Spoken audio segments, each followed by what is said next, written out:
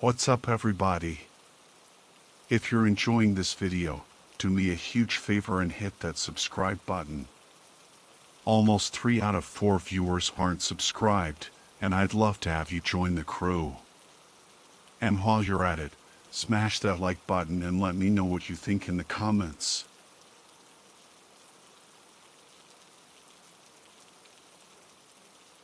I work at a gas station in rural Pennsylvania. It's a boring job, but it's pretty easy and it pays alright. A few weeks ago, this new guy started. I'll call him Jeremy. Jeremy is weird. He's about 25 or 26, and he hardly speaks, but he's got the creepiest laugh I've ever heard. My boss and I have both noticed this, but it's never been a problem, so there's not much we can do about it. Customers have never complained about him, and he's always done his job fairly well. Up until a few weeks ago, anyway, that's when things started going missing. Employee theft can be a problem at any business that sells consumer goods, and there's only one person working at a time at this gas station. It's a pretty small place. About 2 weeks ago, my boss started noticing that we were short on motor oil. At first, it was a few containers at a time, then entire shelves and boxes from the back room. Pretty soon, entire shipments would be gone the day after we got them, and it would always be right after Jeremy's shifts. My boss has checked the security camera tapes from every single night he worked, but he could never catch him in the act. Jeremy would lock up at closing, then the motor oil would be gone the next day. My boss usually takes the tapes home with him to try and catch Jeremy stealing, but his daughter had a softball game last night, so he asked me to watch the tape for him. He offered to pay me overtime under the table, so obviously I took that offer. There are 3 cameras, so he gave me 3 different tapes to check. I figured it would be a long night, but I'm trying to save up for vacation, so I really needed the money. I took the tapes home, popped them in an old VCR and sat back. 2 days ago, the last time he worked, Jeremy started at 4 p.m. Everything seemed pretty normal at first. He counted up his drawer, switched off with the girl who was working before him, and waited for a customer. The first person who came in was Mrs. Templeton. The timestamp on the video read 4:03, a regular. She picked up her cigarettes and a newspaper and paid with a 20. Nothing unusual there. The next customer was some local guy named Ron. He drives a motorcycle, usually comes in every few days. He filled up his tank, got a bag of beef jerky, paid with his credit card, and then left. Next was some guy with a cowboy hat. I'd never seen him before, but we get plenty of strangers passing through, just like at any gas station. He got $40 worth of diesel fuel, paid with a $100 bill, and went on his way. I sat back inside. The only thing more boring than doing this job is watching someone else do it. My boss's offer was enough to keep me watching, though, so I left the tape on. Everything seemed pretty normal. I had a feeling that if Jeremy was stealing motor oil, he knew we were suspicious of him by now. I didn't expect him to be dumb enough to let us catch him on camera. Things stayed boring and routine until about 5 o'clock. At 5:03, Mrs. Templeton came back in. She must have forgotten something. But she didn't. She bought the same pack of cigarettes as before, and the same newspaper. She paid with another 20. That's odd, I thought, but then again, she's a little absent-minded. I thought Jeremy should have told her she already got her smokes, but it's not against the rules to sell somebody the same thing twice. That's when Ron came in again. He bought another tank of gas, for his motorcycle again. I later checked the outdoor camera because I thought maybe he had another car he wanted to fill up, and the same pack of beef jerky. He paid with his credit card again. No big deal. I figured this was just a weird coincidence. Mrs. Templeton is forgetful and Ron probably owns more than one Harley. That's when the guy in the cowboy hat came back in. I felt a chill run down my spine. Don't get diesel, don't get diesel. I found myself whispering to my empty living room, but he did. He got $40 worth of diesel fuel and paid with another $100 bill. Every move he made was identical to his first visit, right down to the way he scratched his nose before he walked out. Either this guy is rich, owns a lot of trucks, and just moved into town, or something really bizarre was happening. I kept watching.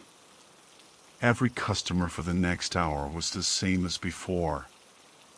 Every single one. I was seriously freaked out, and then at 6:03, Mrs. Templeton walked back in. She bought her cigarettes and newspaper and paid with a 20 again. I thought I was going to lose it. I only watched another half hour before I started fast-forwarding through the rest. It was all the same. Every customer would come in at the exact same times, exactly 1 hour apart. Now I know what you're thinking. That sneaky motherfucker Jeremy had messed with the tapes. He had run a loop of his first hour of business over and over. That wasn't the case. There are windows around the cash register area that the camera covers, and I watched the sunlight fade as time ran on. Jeremy's routine didn't loop over. He swept, mopped, restocked, and did all his duties exactly how you would expect. But the same customers kept coming in. I was panicking at this point. Something was seriously wrong with what I was seeing, and I had no explanation for it. I skipped ahead to when he locked up and walked out to his car. He hadn't stolen anything, but I kept watching, just to make sure. I fast-forwarded one last time, to about midnight. At exactly 12:03, out of nowhere, Jeremy's face pops up on camera. I don't mean he moved his head into view. I mean that 1 second, the store was empty, and the next, his face was all I could see. He wasn't looking at the camera, he was looking at me. I was sure of it. I screamed and fumbled for the remote. By the time I grabbed it, he was gone, just as soon as he had left. One frame he was there, the next he wasn't. My hands were shaking like crazy, but I popped in another tape. The other indoor camera shows the back area, by the cash register, and I would be able to see how he got up to put his face in the camera like that. I skipped ahead to 12:03, but there was nothing. I would have been able to see him standing on a chair or something on this tape, but he wasn't there. I didn't see him enter the store at all after he left. It's like he wasn't really there. He doesn't know the security code, and no alarms were triggered that night after he locked up. What I did see, however, was that at 12:03, the motor oil vanished off the shelf. All of it. Same as Jeremy's face. 1 second it was there and the next it wasn't. I turned the tape off and went to bed, but I didn't get a wink of sleep. My body is exhausted right now, but my mind is racing. That tape was undoubtedly the creepiest, most disturbing thing I've ever seen in my life. I work in a few hours. My boss asked me to bring the tapes back in and let him know what I found, but really, what the hell am I going to say? Jeremy works the night shift tonight, directly after me, and the plan is for my boss to come in just before I leave and confront him with me, as I'm supposed to be the one who caught him stealing. I have no idea what I'm going to do. I suppose I'll have to show my boss the tapes, but I don't want to watch them with him. I never want to see something like that again. I can't get the image of Jeremy just smiling directly into the camera out of my mind. It was the creepiest look I've ever seen on another human being's face. Anyway, I'm gonna try again to get some last-minute sleep before I have to go in and deal with this. I'll let you guys know what happens. Update, 2:49 p.m. updating from my phone. Apologies in advance for any errors. My boss just finished watching the last of the tapes. I told him what to expect, but you really can't prepare someone for something like that. He's scared shitless. I still am too, and Jeremy is due to come in at 4. We've got a little over an hour to get our shit together, but neither one of us knows what to say to him. Is he just a fucked up guy who likes to steal motor oil and scare the shit out of people? Or is he something else? I don't know if this is crazy, but does anyone think he could have anything to do with a time loop? My boss said he never noticed anything like that in the other tapes, but the way he popped up in this one made me think he knew I would be watching. It's like he wanted me to see what he could do. Like he was showing off or something. The way he smiled into the camera was like a little kid showing you a sandcastle they just built or something. I don't know, I probably sound crazy. I sure feel the part. I'm going to talk to my boss some more. We have to calm ourselves down and figure out how to handle this. I'll update again tonight, but I have a really bad feeling about how this is going to play out. Update, 4:33 p.m. No sign of Jeremy. Tried calling him, but his phone has been disconnected. We're calling the police. Update, 5:33 p.m. No sign of Jeremy. Tried calling him, but his phone has been disconnected. We're calling the police. Update, 6:33 p.m. No sign of Jeremy. Tried calling him, but his phone has been disconnected. We're calling the police.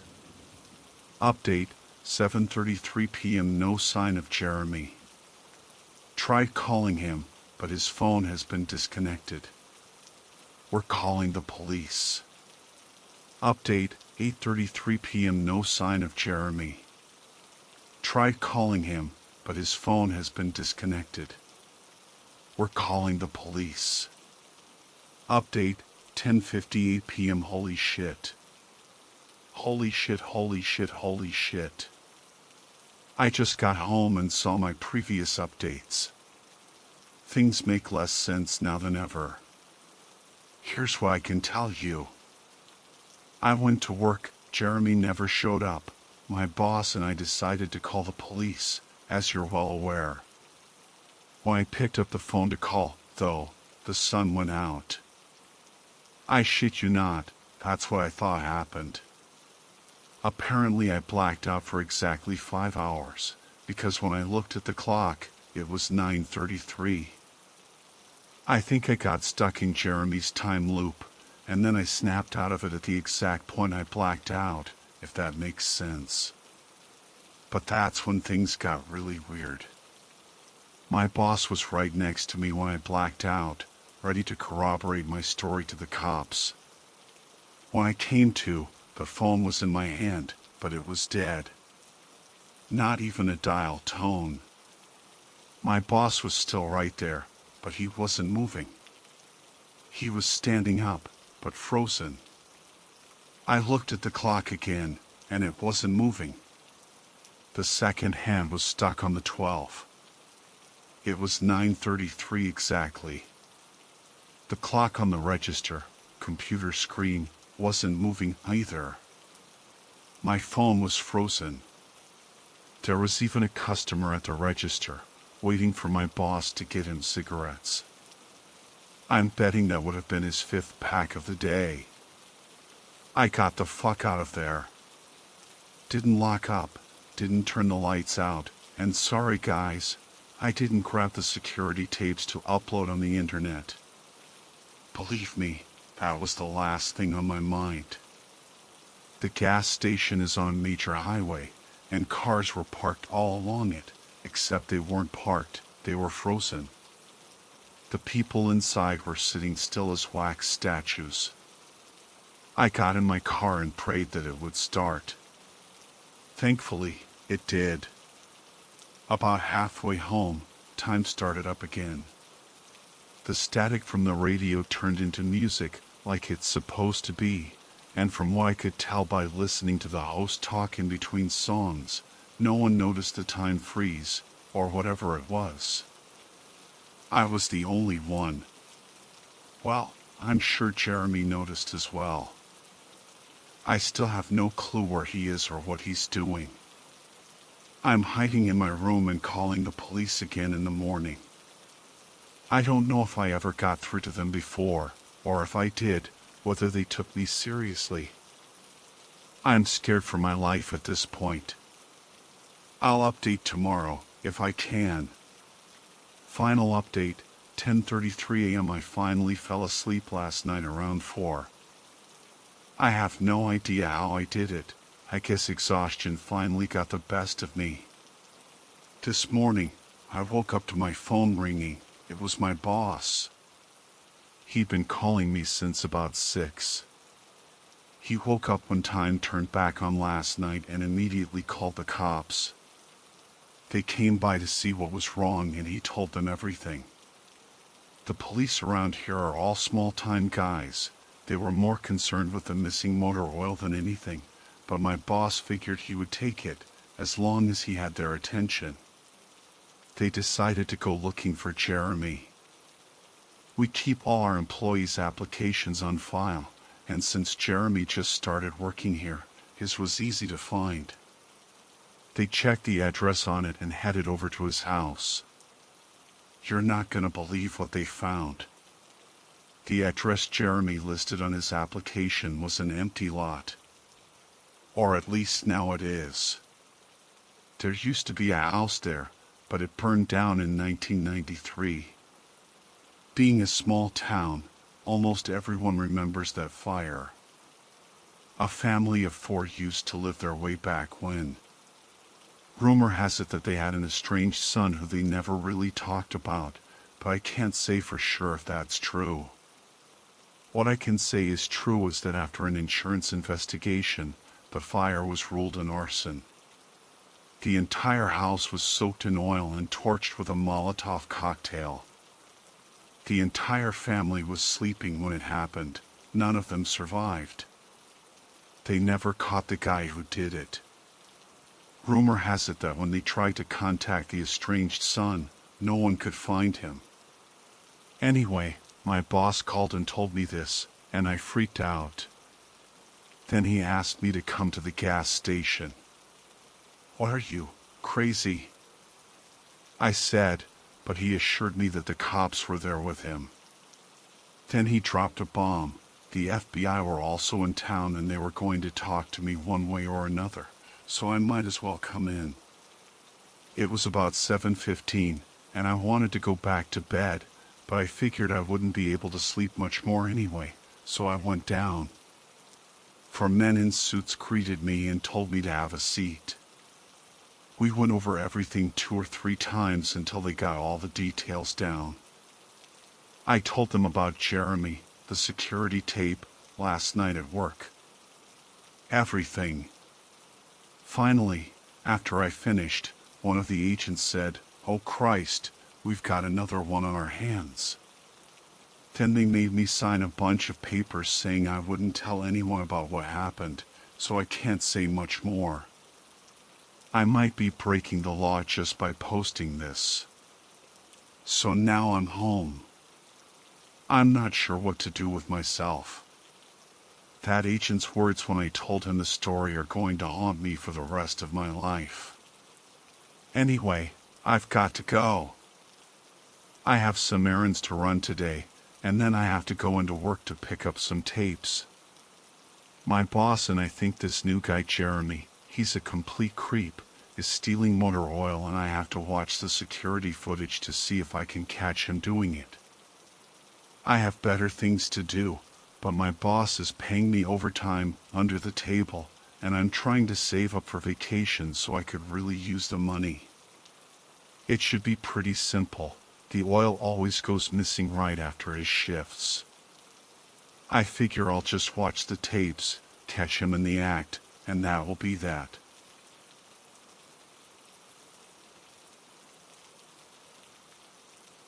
I've got a lot to tell you, and no time to tell it, so before you read this email, just take your kids and Rachel, go and get Mom, and head for the mountains up north. Just trust me on this one, brother. I don't have a lot of time to explain what's going on here, but you really need to know before it's too late. Back in December, when we visited Mom for Christmas dinner, I told you that I'd been drafted to a different division in the CIA, and that I'd have to move to a city far away for a while. I couldn't tell you at the time, but now you really need to know. When I was drafted, I became a special transport operative working in Florida. It was my job to move machinery, biological materials, and scientific samples from the CIA's testing facility in Florida to their base of operations in Washington. I'm not allowed to know exactly what we transport for security reasons, but I know that whatever we were transporting just now was extremely important. We usually have 3 men traveling with each lorry, 2 drivers, 1 to drive, 1 to take over if there are any problems, and 1 armed guard to prevent any roadside attacks. The lorry I just came from had 8 guys. 6 of us were armed. I wasn't one of them. We've just been on our way out of Florida with a lorry full of God knows what, when we were hit by this massive oil tanker.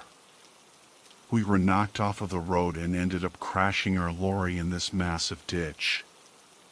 I'm fine, by the way. Few cuts, but achy round the neck, but I can still walk and stuff. Anyways, after we ended up in this ditch, the lorry was surrounded. I heard gunfire all over. I didn't know what to do. I just ducked for cover and hoped for the best. The guy next to me who was driving at the time restarted the engine in a panic, trying to get away, and the next thing I knew, he'd been shot by someone I couldn't see in front of us. Straight through the chest. I reached up and hit the panic alarm in our driver's cabin, which should have let the testing facility know to send us some backup. Next thing I know, the door to the driver's cabin had been torn open, and a guy with some kind of rifle was yelling at me in a language I don't understand. He was pointing the gun at me, and pretty much pulled me out of the lorry. I was led round the back, and I saw that 3 of our guys had been shot dead. The other 3 were being held in the back. Their weapons had been taken away. Everyone was yelling, but these guys weren't letting up. I was thrown in the back of the lorry with the other guys still living, and about 4 of these armed foreign guys began grabbing the crates of whatever we were carrying, and I assumed they loaded them into the tanker that knocked us off the road. One of these hijackers smashed open one of the crates and took out a small box of whatever was inside. He inspected it and yelled something to the guys that were waiting outside. They responded in their language, and the guy ripped the box open and pulled out what looked to me like a bag of cocaine or washing powder. He force-fed it to one of the guys sat next to me and just stared at us for a good 5 or so minutes while the guys continued removing the boxes. After a while he yelled to the other guys outside and jumped out of the lorry. Then, those bastards closed the lorry doors and locked it. We're still trapped inside as I'm writing this, but I expect some guys from the CIA will be by soon since I sounded the alarm. The guy that was fed the powder has gone absolutely insane though. He took a chunk out of one of the other guys' throats, and he's bleeding out of his eyes and keeps complaining that he's ravenous.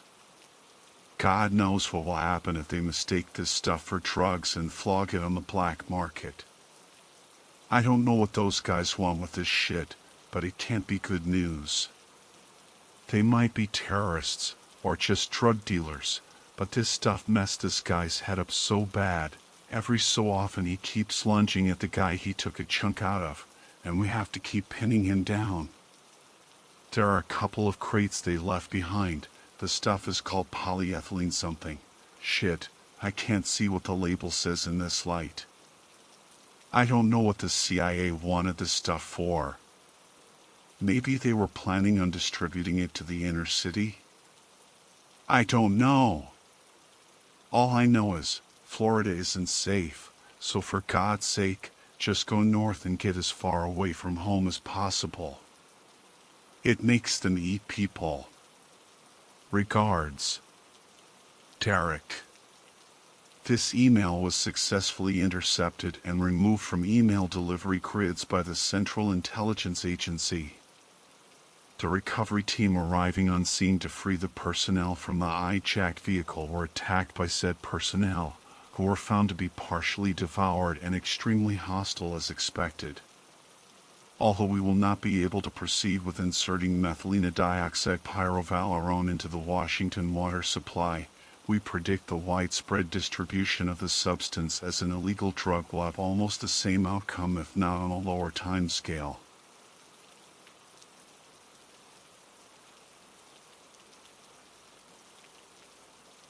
I'm home, and glad about it. Scotland itself was kind of dull, but the trip down was messed up. I'm alright now, but I was pretty freaked out at the time. I guess I'll start at the very beginning. The drive up there and the trip itself were predictably awful, despite the wonder that is my DS. I remain emotionally detached from my family, but on the plus side, I've got a level 70 Dragonite. So I can't complain. It was on the trip back it happened. There was a lot of traffic, and so we hadn't even made it halfway home before it was late at night. My parents' business had taken longer than they'd expected, so we'd only been able to set off home mid-afternoon, but my dad decided he hadn't wanted to spend another day in Scotland, so we were just going to drive home in the middle of the night. Didn't make much sense to me either. We were driving along some road an hour or so north of the border, based on the fact that we passed the border an hour later. I don't know the exact area. It had gotten pretty dark, and at this time of day the roads were quiet. We still saw the occasional car every so often, but it was something like one or two every quarter of an hour. My dad had the radio on at this point, listening to a random station. It had been on for quite a while, but it was just typical pop music, that kind of thing. We hadn't seen a car in at least half an hour, and aside from the noises of traveling in dark, empty fields all around, there were no real signs of life anywhere. A bit dramatic, I know. I suppose I'm giving justification for what, in hindsight, might have been a bit of an overreaction. Anyway, this song starts playing on the radio, a slow folk-like kind of ballad. I don't know what it was called, but a deep-voiced male singer sang, "It's all right to cry. Crying gets the sad out of you. It's all right to cry. It might make you feel better." It stuck in my head because it seemed really inappropriate for the station that we were playing, nothing like the songs that had already been on. It seemed really odd. I can't explain it, but listening to it made me feel a little strange. I really felt like I was being watched, which is kind of stupid, given that I was in a moving car with my family, but halfway through the song, it cut out. At first there were just general static sounds, but then a god-awful screeching sound came in, and then a kind of wet clicking noise. It was like nothing I'd ever heard before, and it filled the car. It was that loud. It got louder as it went on, and it became more like rumbling, with breathy noises. The best way I could describe it would be like a dog hacking up a lung, but it was worse than that. There were big chunk noises interspersed in there with sounds like people throwing up, or screaming, or mixtures of the two. It was pretty fucking trippy. It lasted for all of 5 seconds, but I shit you not when I say those 5 seconds will stay with me for the rest of my life. The sound faded out and that song from before, I looked it up upon getting home. It's apparently called It's Alright to Cry, started playing again.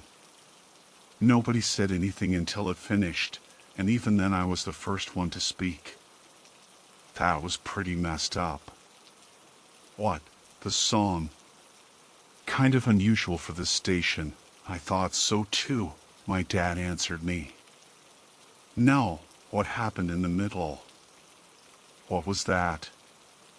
The signal probably just got cut out by one of those hills around here. I was getting a bit impatient here. Yeah, but what was the noise?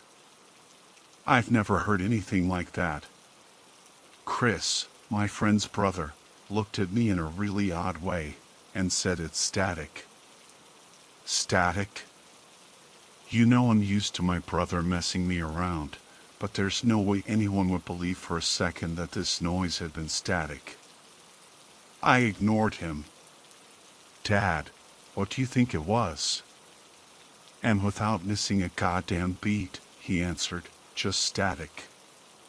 He even sounded puzzled. Meanwhile, another song had started. I forget what it was exactly, but it was typical pop crap that had been playing before. I asked each of my family, and they all swear to me they heard nothing close to what I described to them. Just regular static. Even my mother, and I can't believe she'd lie to me. The rest of the drive home was pretty quiet. I think my family thought I'd gone a bit odd, and I wasn't in much mood to talk myself, as I half suspected they were playing a hilarious joke on me. I don't know, in retrospect, maybe it was just some funny effect of sound waves bouncing, notes and such, but Christ, it really felt wrong at the time. Even now I feel a little unsettled. Saturday, 12:21 p.m. Hey, man.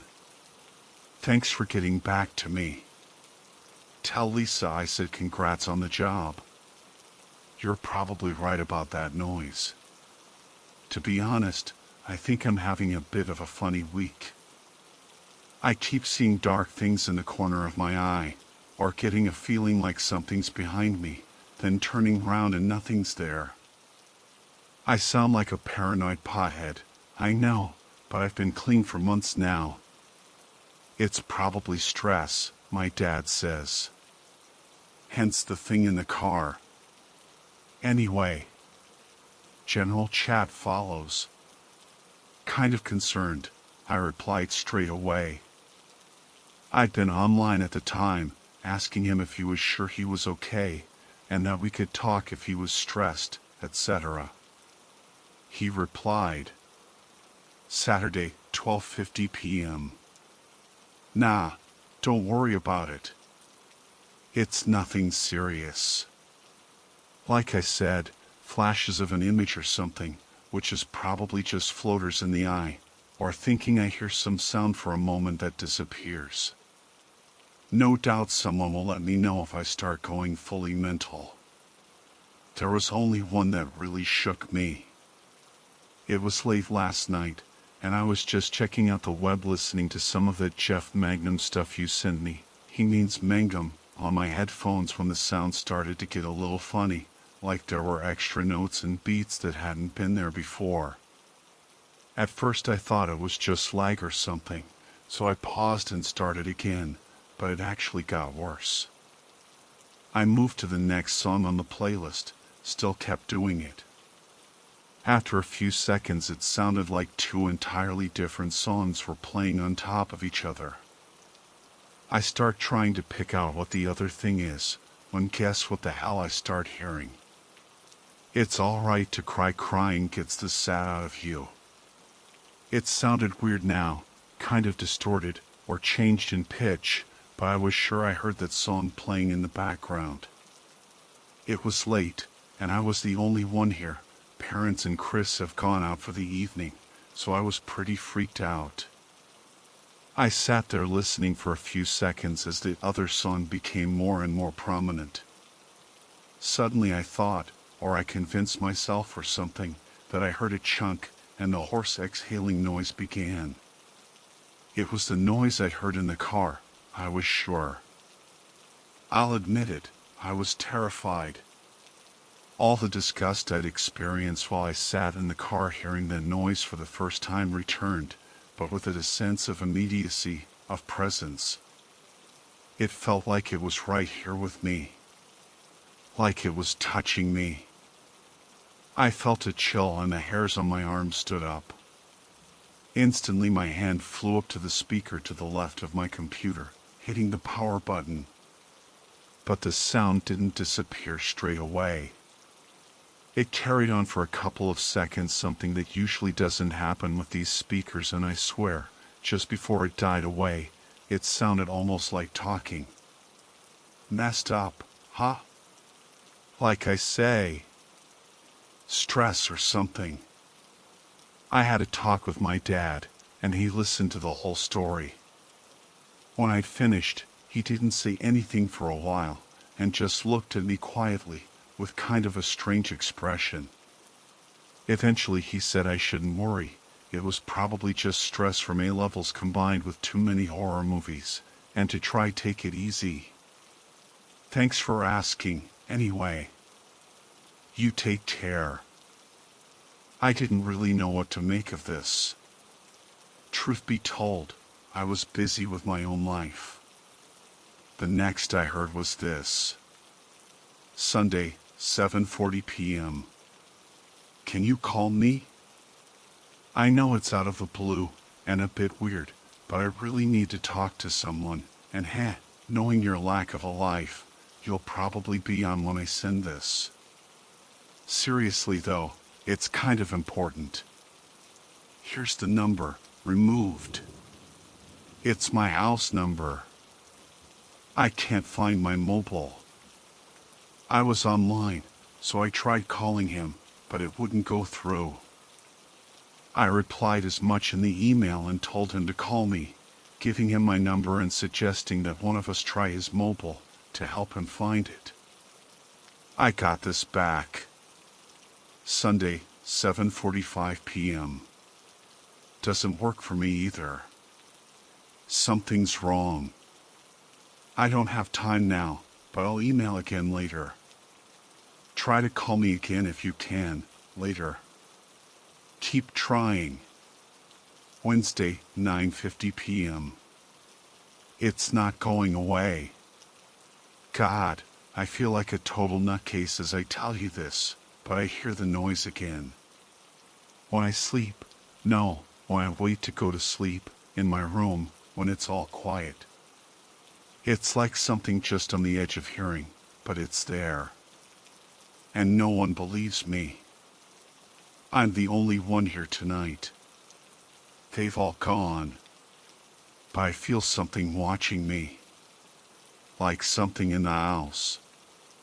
Crazy things are happening. I hear the shower turn on in the middle of the night, just for a few seconds, then stop.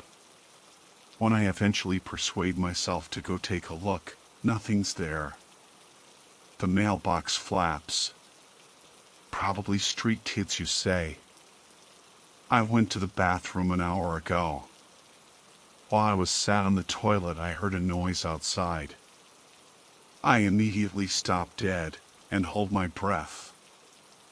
I swear to God, I heard footsteps out in the hall. And that's not all.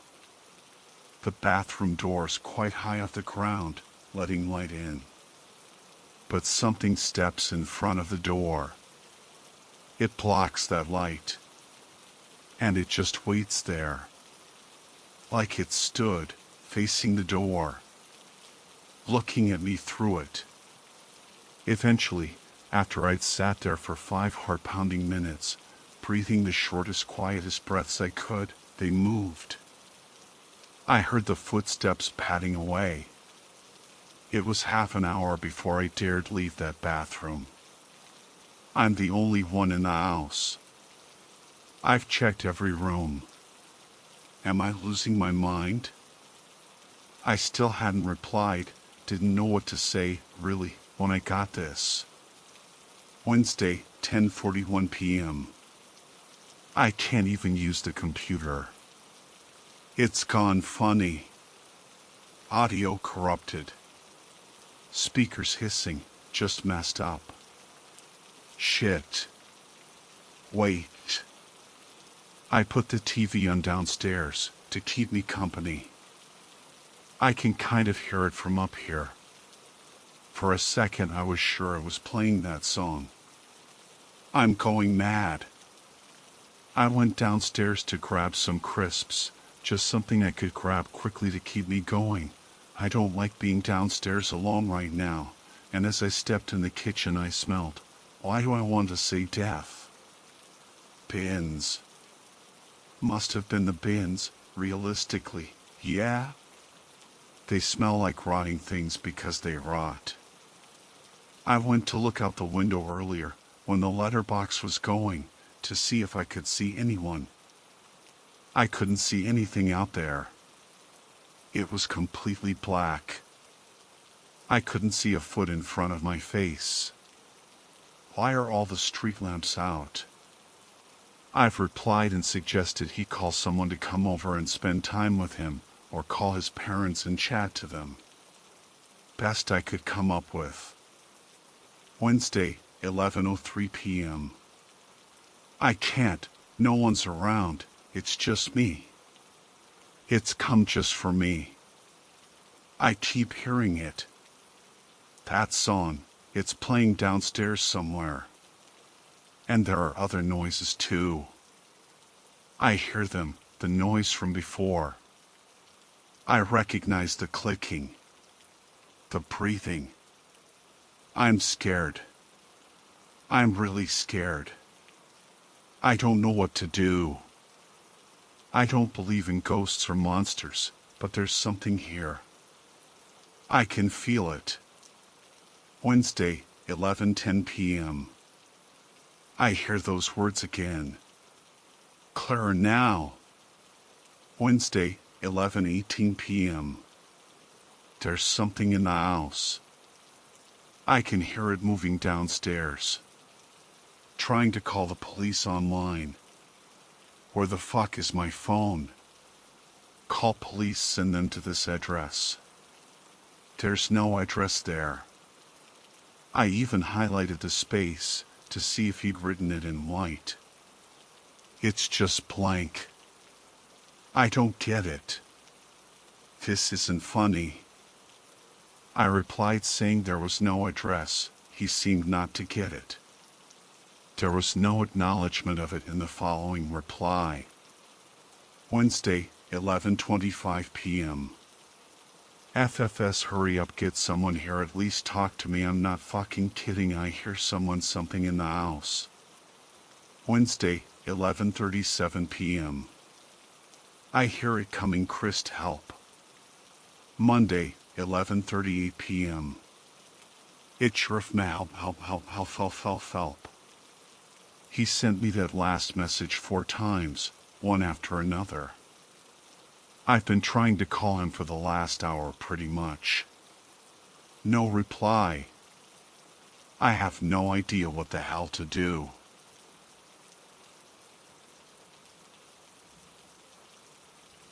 The Venice Beach parking lot was empty. Along the concrete of the boardwalk, cockroaches scuttled in and out of empty beer bottles. Across the dirty white sand, mellow waves rolled in and out, their repetitive growl unbroken by the cacophony of human voices. It was 4 a.m. on a Tuesday. Even the party happiest of the city's young people had long since gone to bed. The man who called himself Hunter leaned against the door of his '98 Chevy, face obscured by a Dodgers cap, one hand in his pocket and the other buried in the lining of his jacket. late middle-aged. Tall and thin, with a flat nose and square jaw, rugged, stubble-faced, curly salt and pepper hair sticking out behind his ears. He'd gotten the call an hour before, jolting him from a tequila dream. He didn't know how she'd gotten his number. He never knew. He tried marketing his services on the deep web, but decided it wasn't his bag. Too many jokers, 40-year-old trolls playing games from their mom's basements, or dumb teenagers who just wanted to see if you're for real. Nope. He preferred the old-fashioned way, 10 digits, written on dirty bathroom walls, floated through all the wrong circuits. He had a bad feeling about this job. Not because he feared to sting, the people he was paid to dispose of were the sort no one missed. Drug dealers, smugglers, losers. No wives, no kids, no elderly parents standing between the money and their trust fund brats. Just individuals the world was better off without. He had some scruples. Then he saw the small figure approaching, swallowed up by a green hoodie. She paced gingerly, turning her head one way and then the other, as though their business could be catastrophically interrupted at any moment. Hunter chuckled. Somebody watched a little too much CSI. She stopped 2 feet in front of him, threw off her hood, extended her hand. Hi. I'm Haley. Haley. Strawberry blonde, freckle-faced Haley, with willowy limbs and a dainty fairy's nose, big blue eyes that had seen too much. Little purple purse swung jauntily over a slender shoulder. She couldn't have been a day over 16. And her voice. He recognized it from the phone call, but paired with her innocent, sweet face, it was too much. She was so young. So helpless. Laura. She looked like Laura. We spoke. Haley continued. On the phone? Laura screaming. Daddy, no. Then shots. Hunter walked around to the driver's side, opened the door, climbed in, and unlocked the passenger door. She hesitated. He beckoned. With a final look over her shoulders, she opened the door and sat down. He closed his door. She did the same. He turned on the car. Where are we going? Haley asked, a trill in her voice. Hunter shook his head. Home. I'm taking you home. Girl like you shouldn't be walking around alone at this time. She fixed him with a defiant stare. I have money. I don't doubt it, kid, he said, putting the car in reverse. But you don't want my services. Trust me, you have no idea what you're doing. Now, where do you live? Haley glared, crossing her arms like a petulant child. Why do you think you know what I want? He smirked at her. Let me guess. Your drunken stepdaddy smacked your mommy. Some cheerleader called you a mean name on Facebook. No, she smiled nastily. For men raped and murdered my best friend. I want them dead. Hunter slammed the brakes. He'd heard the story on the news. He'd read about it in the papers, online. Kate Wagoner. Beautiful, blonde Kate. 22 years old. A small-town girl who came to LA to be an actress, started snorting coke, and ended up as a stripper in a sleazy club called the Sailor's Den off Olympic. She'd been found dead in her Venice studio apartment 2 weeks before, her throat slashed violently. Such a cliché. Kate had been in trouble with the law before. She'd been arrested 2 weeks prior to her murder. DUI. Possession of heroin with intent to sell. Her apartment had been raided. 10 grams of China White was found stashed under her mattress. Kate had sworn she'd never seen the drugs. The girl was practically bursting with cliches. The only suspect in Kate's death was her ex-boyfriend, Ian Fahey. 26 years old, a Bel Air rich kid who'd snorted his trust fund up his nose and now eked out a living working in a warehouse. It was implied that the drugs under Kate's mattress may have been his. He'd been seen by a neighbor on the morning Kate was murdered, hauling us down the stairs of her apartment complex. Hunter disliked Ian Fahey just from the pictures he'd seen. Prom king face, ironically tousled hair, and a cocky smile that screamed entitled douchebag, which truly was ironic, because Fahey was too broke to hire a real lawyer. The spoiled brat had been reduced to reliance on the counsel of a weaselly public defender, a Seth Whites. There'd been pictures of Whites as well. Young. Lanky. Hipster glasses. Mop of curls. They talked for hours in the parking lot, facing the sea, as the black sky turned gray, then periwinkle, then technicolor blue. The surfers appeared first, then the old men with metal detectors, then the young joggers with dogs, then finally the daytime crowd, muscled roid rakers, hustling musicians, tourists out people watching. Haley told Hunter about her sojourn to Los Angeles, one-way ticket on a Greyhound bus going anywhere, so long as anywhere put miles between her and her abusive foster parents in upstate Washington. She'd slept in a beach bathroom and panhandled on the boardwalk until she met Kate.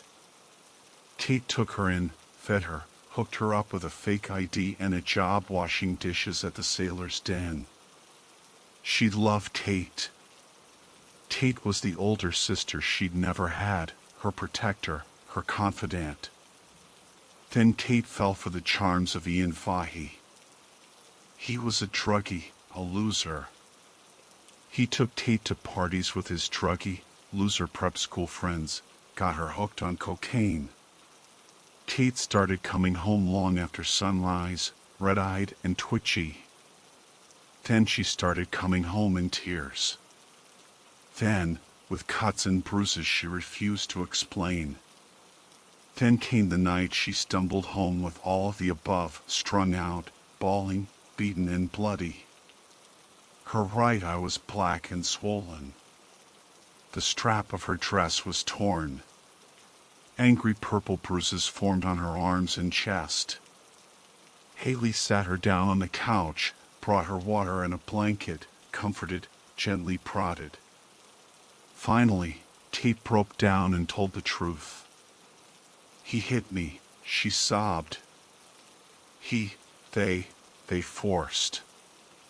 Ian had taken her to yet another party in Pacific Palisades, at the home of an ex-frat brother. It started off fun. There was a band, dancing, lots of Bacardi. But as the night ran long, the rum ran short, and more guests exited bathrooms shaking and rubbing their noses, things got darker. Ian took Kate by the hand, kissed her, and led her to a secluded bedroom, promising a surprise. There were 3 men there. Scary-looking men. Men who leered as though imaging her under them, naked. She turned to escape and ran right into Ian's balled fist. Hand over her mouth, he forced her onto the bed. 2 of the men grabbed her legs, the third pulled down her dress, unhooked her bra, slid his hand under her panties. "So I'm square with you?"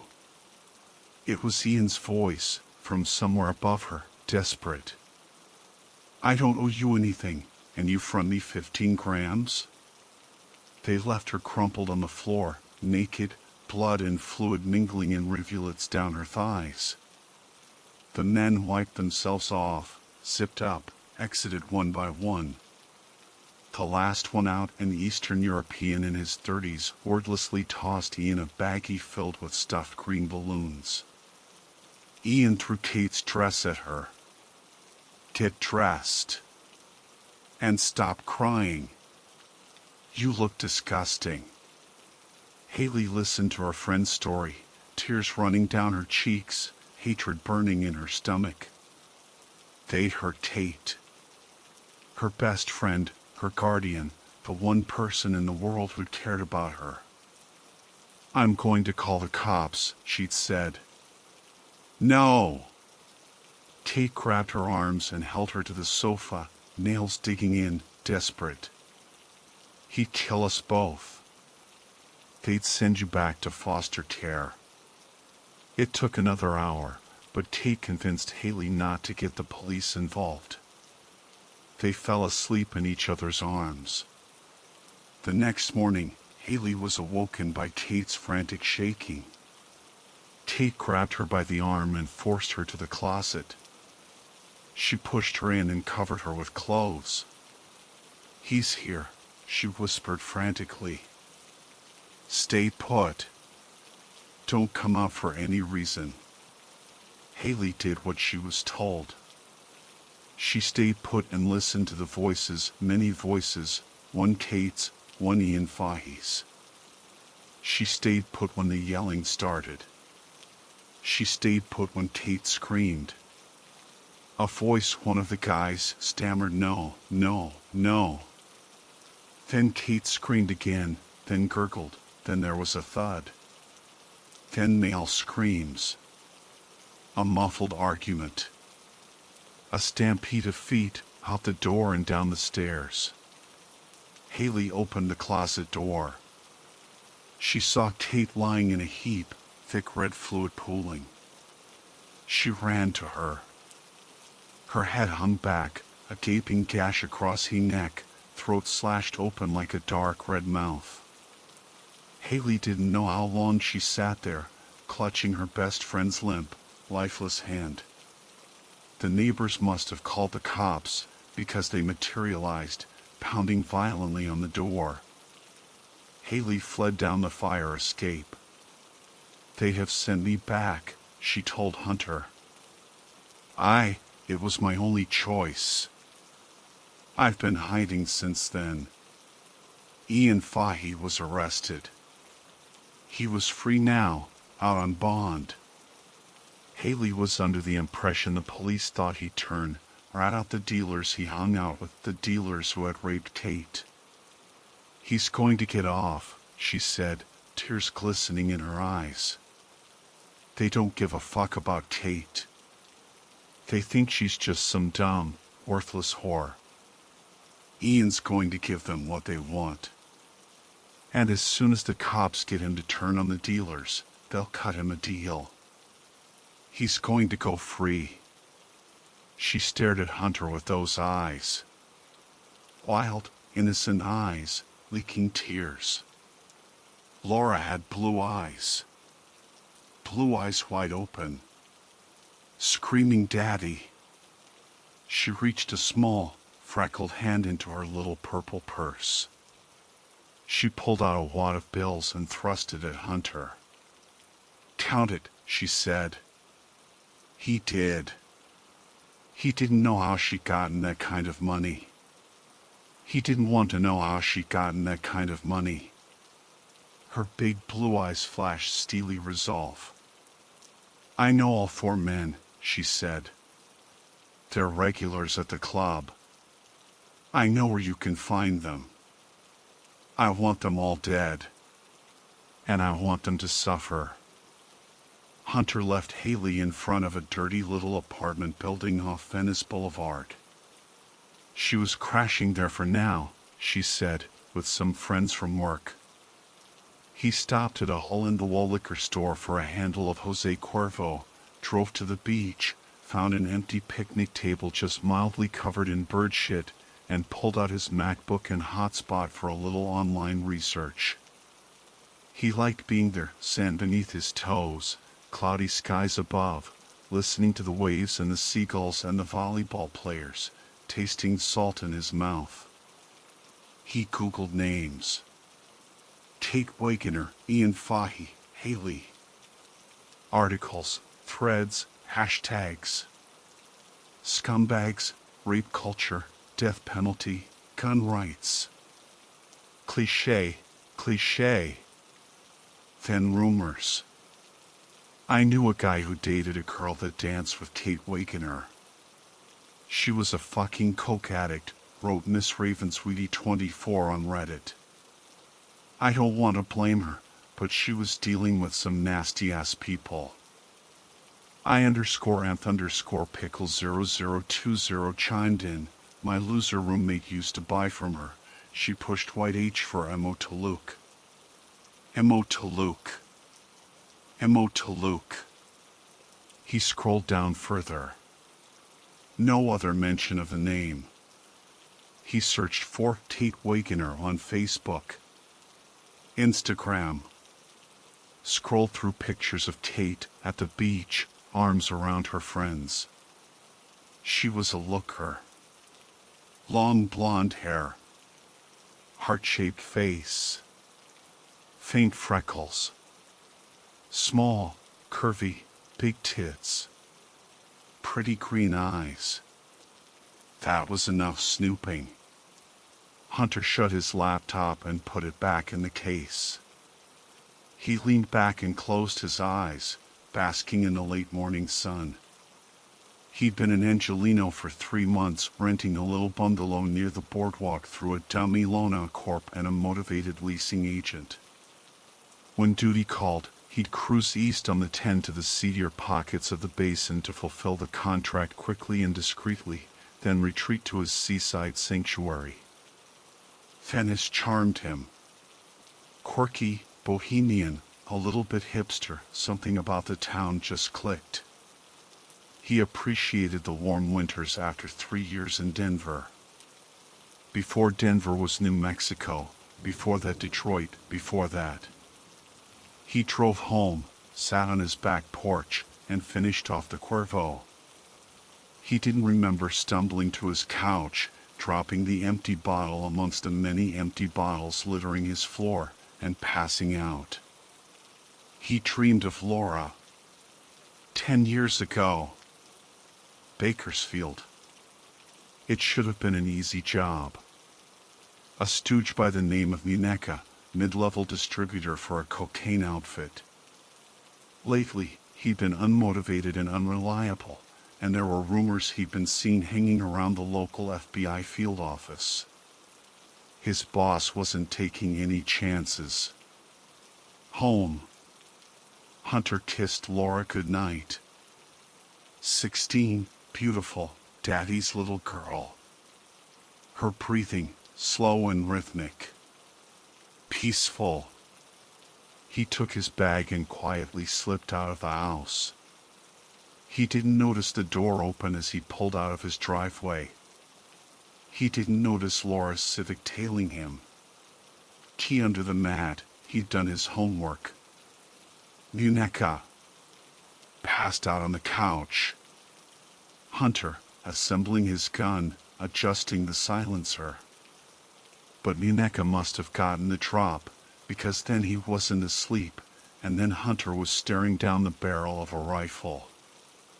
Muneka's finger on the trigger. Hunter's gun at his side. The scream. Laura's scream. Right behind him. Then the shot. Hunter woke up shaking, drenched in cold sweat. Darkness. He rolled over and looked at his phone. 11 at night. Fuck. He vowed to stop drinking during the day. The phone rang. Haley. You told me you'd think about it, she said. You done thinking yet? Hunter sighed. Laura's scream. Behind him. Then the shot. Meet me in an hour. Same place as before. Little Haley arrived first this time. He found her sitting on a curb in the empty parking lot, head down, clutching her little purple purse. She'd changed into jeans and a black sweatshirt, with her hair tied back and stuffed under the hood. She recognized the sound of his engine and stood as he pulled into the nearest spot. They drove north on Highway 1, watching the dark waves crash against the shore, languid perpetual motion. Finally, Hunter spoke. For a woman of your generation, you have a very limited online presence. No Facebook? No social networks? Haley laughed. I'm a runaway. I'm trying to keep a low profile. He nodded. They drove in silence, stopped at a red light. The light turned green. Listen, kid, he said. Do you know how I got into this business? She shook her head. Listening. I was a working stiff, he started. I got out of the army and found a gig selling lawnmowers at Home Depot. I had a beautiful wife named Karen and a 5-year-old daughter named Laura. I was working late one night, doing inventory. Laura was running a fever. Karen plopped her in the car and drove to the only 24-hour drugstore in town for kids' Tylenol. Grape flavor, some crap like that. They stopped at an intersection, and a drunk bastard in a truck doing 70 blew right through the red light and T-boned the car. Laura's arm was broken. Karen was killed on impact. They caught the guy about 20 miles down the road after he'd driven himself into a ditch. They arrested him. They were going to try him for vehicular manslaughter. I got to him first. The cops found me next. There was about a minute where I thought I'd never see my daughter again. But someone paid my bail. Another army vet in the same business I'm in now. He felt sorry for me. He helped me flee town with Laura, set us up just north of Bakersfield. I worked for him for 10 years. What happened to him? Haley asked, enthralled. Hunter shrugged. Something happened 10 years ago. I quit. I ran again, got out of town, started working for myself. And the amazing thing about working for myself is that I get to pick and choose my clients. No perverts. No wife killers. And to the extent I can, I help people who deserve it, people who have been wronged. He looked her in the eye, smiling a paternal smile. I'm going to help you, baby. I want to help you get the justice you deserve. Their first target was Jacques Kedron, went by JJ. 24, white, the youngest son of Charles Kedron, prominent investment banker, deceased. Assumed control of a hefty trust fund on his 21st birthday, dropped out of Yale, bought a coastal mansion, threw parties that could be heard from Long Beach to Santa Barbara. Known to supplement his mired fortune by dealing heroin to his young, upper-class, party-happy friends. Hunter and Haley drove the isolated curves to Kedron's neighborhood, parked alongside a pitch-black construction site, walked the rest of the way. Bag over his shoulder, pistol, silencer, rope, gloves, tarp. Bag over her shoulder, knives, scalpel, pliers, tourniquets, blowtorch.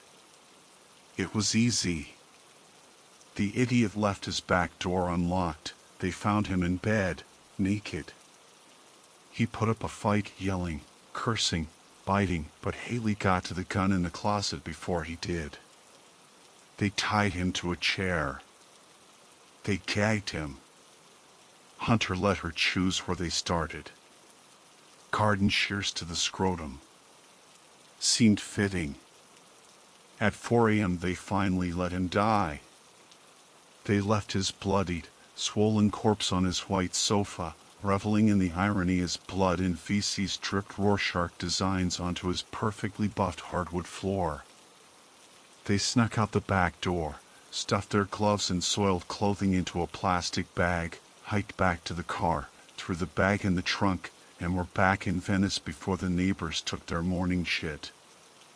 Hunter turned off his headlights as he crawled through an alley, found the dirty apartment complex, and smiled his farewell as Haley climbed out.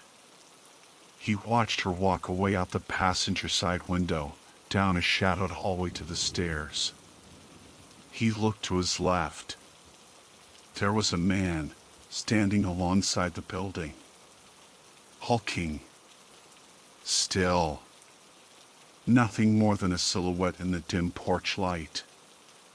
Watching him. Watching him?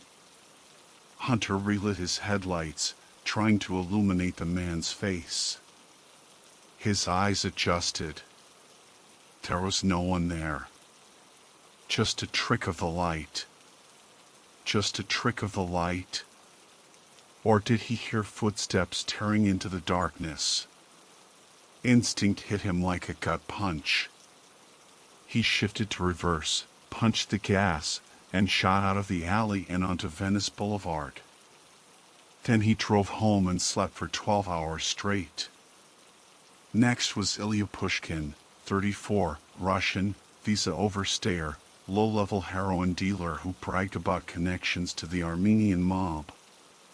Known for running up a tab in local bars, spearheading a massive fight, waiting until the bouncers were engaged in restoring order, then running out the back door. They followed him to his favorite dive bar. They waited until he stumbled out the rear exit, eyes glassy and unfocused. Haley ran to him, took him by the arm as he swayed, led him towards a bulky dumpster. Hunter, hiding behind, delivered one easy blow to the back Pushkin's head. His legs buckled. He fell, face down, on the dirty asphalt. Hunter had specifically looked for a house with a basement.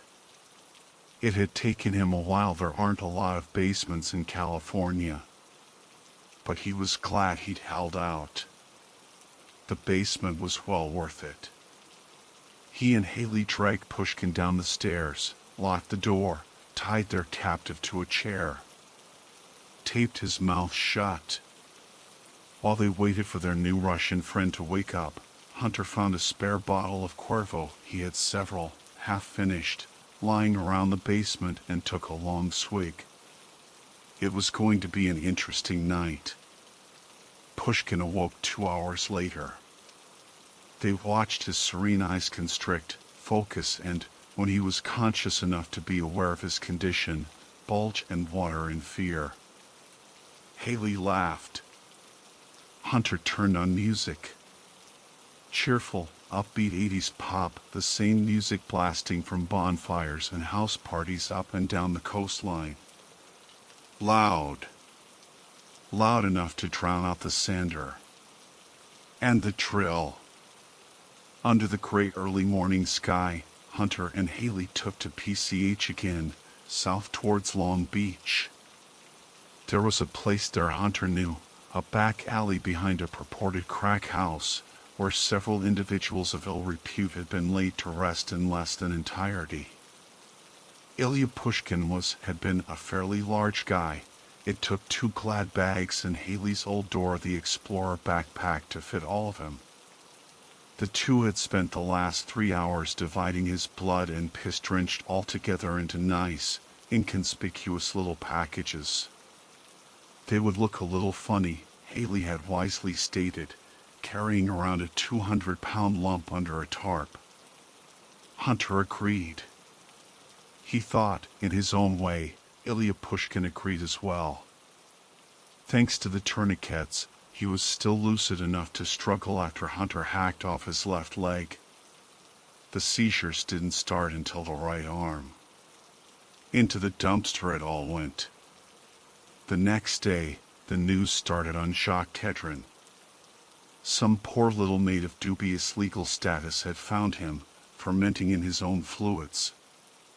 "No leads," said the blonde newscaster. The internet knew better. Kedron was a known heroin transporter, under the employ of Mo Taluk.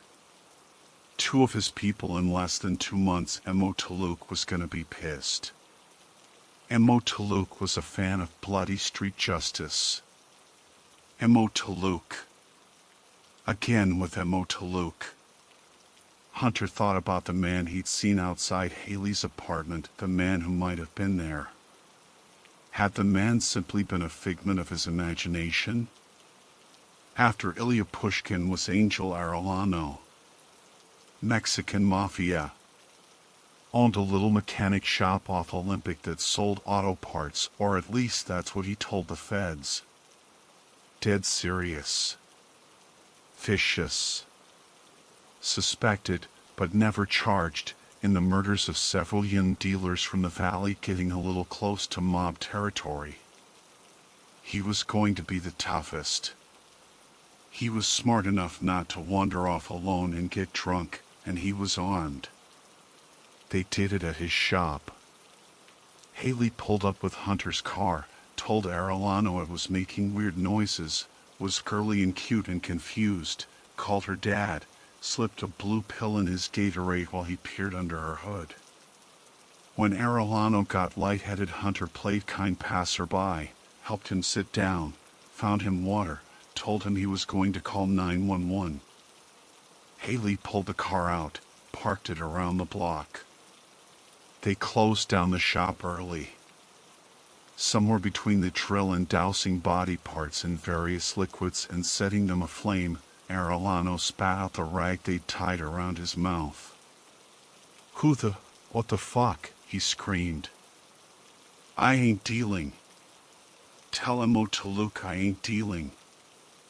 I was straight with him. I ain't on his turf." Slam. Haley, with a tire iron.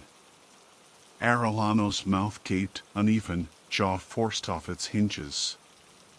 He moaned. Hunter turned on the radio, some mariachi station, to drown it all out. They left him there, arm lodged in a chain, blood splattered all over his garage. No use dumping the body, he had enough enemies to keep the two of them well in the clear. Some business contact would find him and assume the mob higher-ups or the Crips or Venice 13 did him in. It was in the news 2 days later. His body was found by his 10-year-old son, who rode his bike to the shop after school. Haley fell silent after Arellano.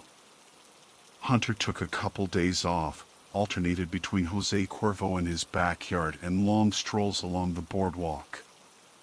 He wandered to Santa Monica and spent an afternoon on the pier, watching tourists take selfies against the Ferris wheel while their kids waited in line for mediocre, overpriced carnival rides, balloons dangling from sticky hands.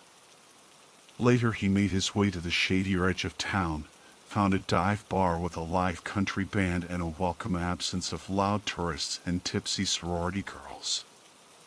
He sat down at the bar, ordered a Heineken, zoned out. A squeak. Someone sitting. "Hey, bud."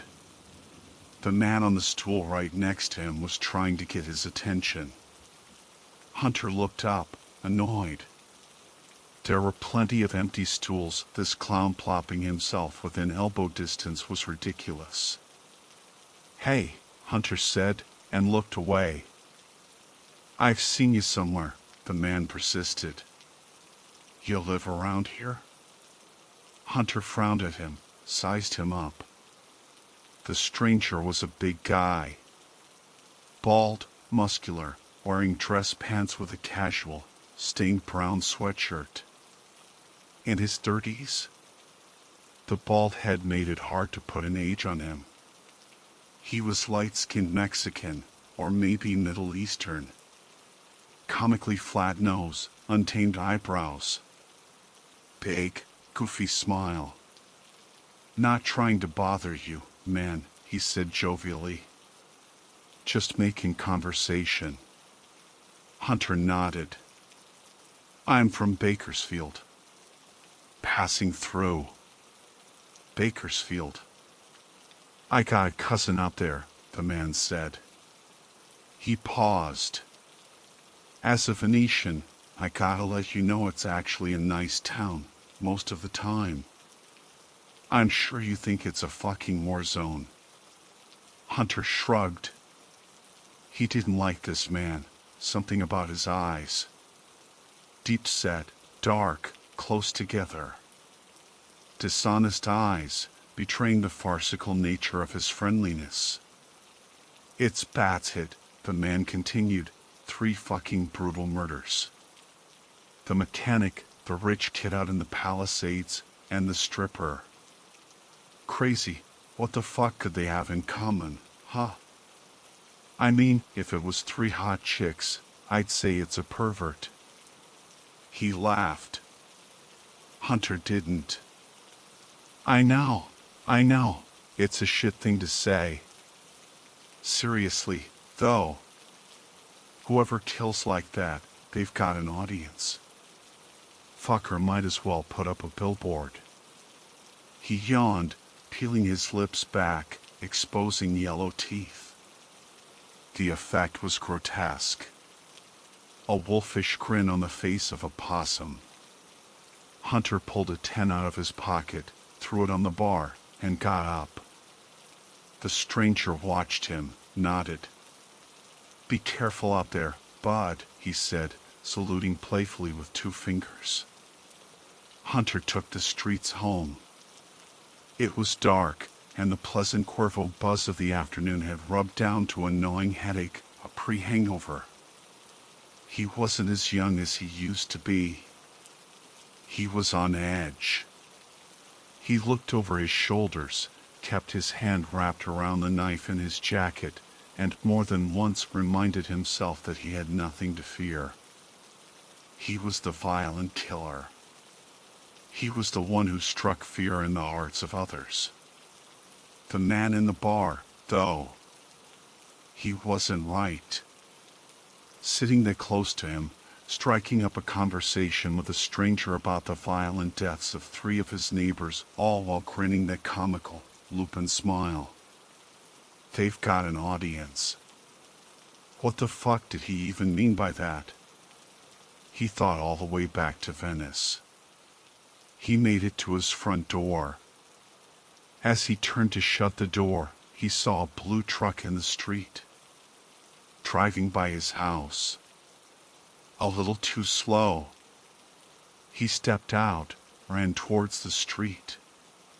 The truck had followed him. Had it been following him since Santa Monica? There'd been other cars, he wouldn't have noticed. The truck accelerated, squealed away.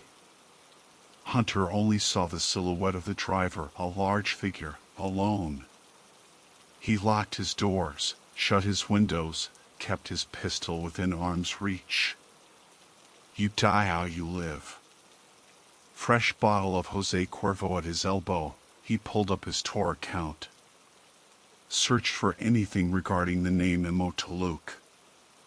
Emo Toluc. The same name, again and again. Tate Wagoner ran with him. Jacques Tedron was his transporter. He and Angel Arellano had some sort of an arrangement. The heroin under Tate's mattress. The cops, assuming Ian Fahey would turn. He hadn't turned. Why? He was scared of someone. More scared of them than a life sentence. Hunter searched and searched. Emo Toluc, various aliases thought to be Emo Toluc, slithering under rocks across the dark web. He'd popped up just shy of a decade before, ran a solid street hustle in Southern California, then established himself as the dope Brahmin of Onionland. His product was China white heroin in little green balloons, potent, uncut. The junkies went crazy for it. He'd mail it out via USPS with dummy return addresses, made ungodly money, then vanished as soon as Silk Road dealers started getting busted. But he wasn't gone for good. His little green balloons had been popping up in Los Angeles. He ran a simple operation, they theorized, mostly through proxies, who communicated with Taluk online, who'd never met him. Mo's boys and girls. Young pretty people, peddling green balloons to other young pretty people. As for Mo Taluk himself, he was a specter. He was tall with blonde hair, middle-aged and chubby, Arab, black, Chinese, everywhere and nowhere. Hunter met Haley alongside the empty beach that night. It was unusually quiet. Everyone had taken the party inland, though it wasn't even 10. People were scared, he realized. Even the homeless shrunk and cowered in their makeshift dwellings. It should have made him feel powerful. He didn't. In her sunflower print sundress, Haley looked tiny. Hunter could see her protruding collarbone, skeletal legs. She was losing weight. It hit him, then, just how young she was. How impressionable. The torture, the marble-like corpse eyes, she'd seemed unfazed by it all, but Hunter began to imagine the security had been all his, superimposed on her. She was changing. It was getting to her. "Sweetheart," he said kindly, "what's done is done. If you don't want to do any more, I understand. I'll give you your money back. All of it." She turned to him, ice in her wide blue eyes. "I'm not giving up. You killed Taryn's murderer. I thought you'd understand." He nodded. She had him there. Then he thought about the man in the bar, the bald goon with the psychotic eyes. The man in the truck who followed him home. "Have you ever heard the name Mo Taluk?" he asked Haley. She frowned. "Yeah. Ariano said something about him. I looked him up online. He's some sort of heroin dealer or importer." Haley crinkled up her face, thinking. Eyes widened. Tears forming. Ian Fahey was dealing for someone, she said, with an air of something forgotten and then remembered. Some guy. Arab-sounding name. Maybe that was him. Hunter thought of something. "You said, after Tate was raped, Pushkin threw Fahey a baggie full of green balloons?" Haley nodded. "I think she said green. That's Mo Taluk's trademark. Green balloons full of China white heroin. Fuck, how about the heroin found under Tate's mattress? Was that in green balloons, too?" "I don't know." Haley stopped walking, tears welling in her eyes. "I don't know anything about heroin. Why are you even asking me all this? Are you gonna say Tate deserved it? That she was just a druggy loser and she deserved to die?" Poor kid, she really was starting to come unglued. Hunter tried to imagine what she was thinking, what she was feeling. Her best friend. Dead, in a pool of her own blood. Sitting there, holding Kate's hand, too scared and devastated to move. Couldn't call the police. Couldn't risk getting sent back to her violent foster parents. So damaged. So alone. "I'm just getting worried, kid," he said gently. "If they were all associated with a dangerous drug dealer, then what we're doing, it's going to get his attention.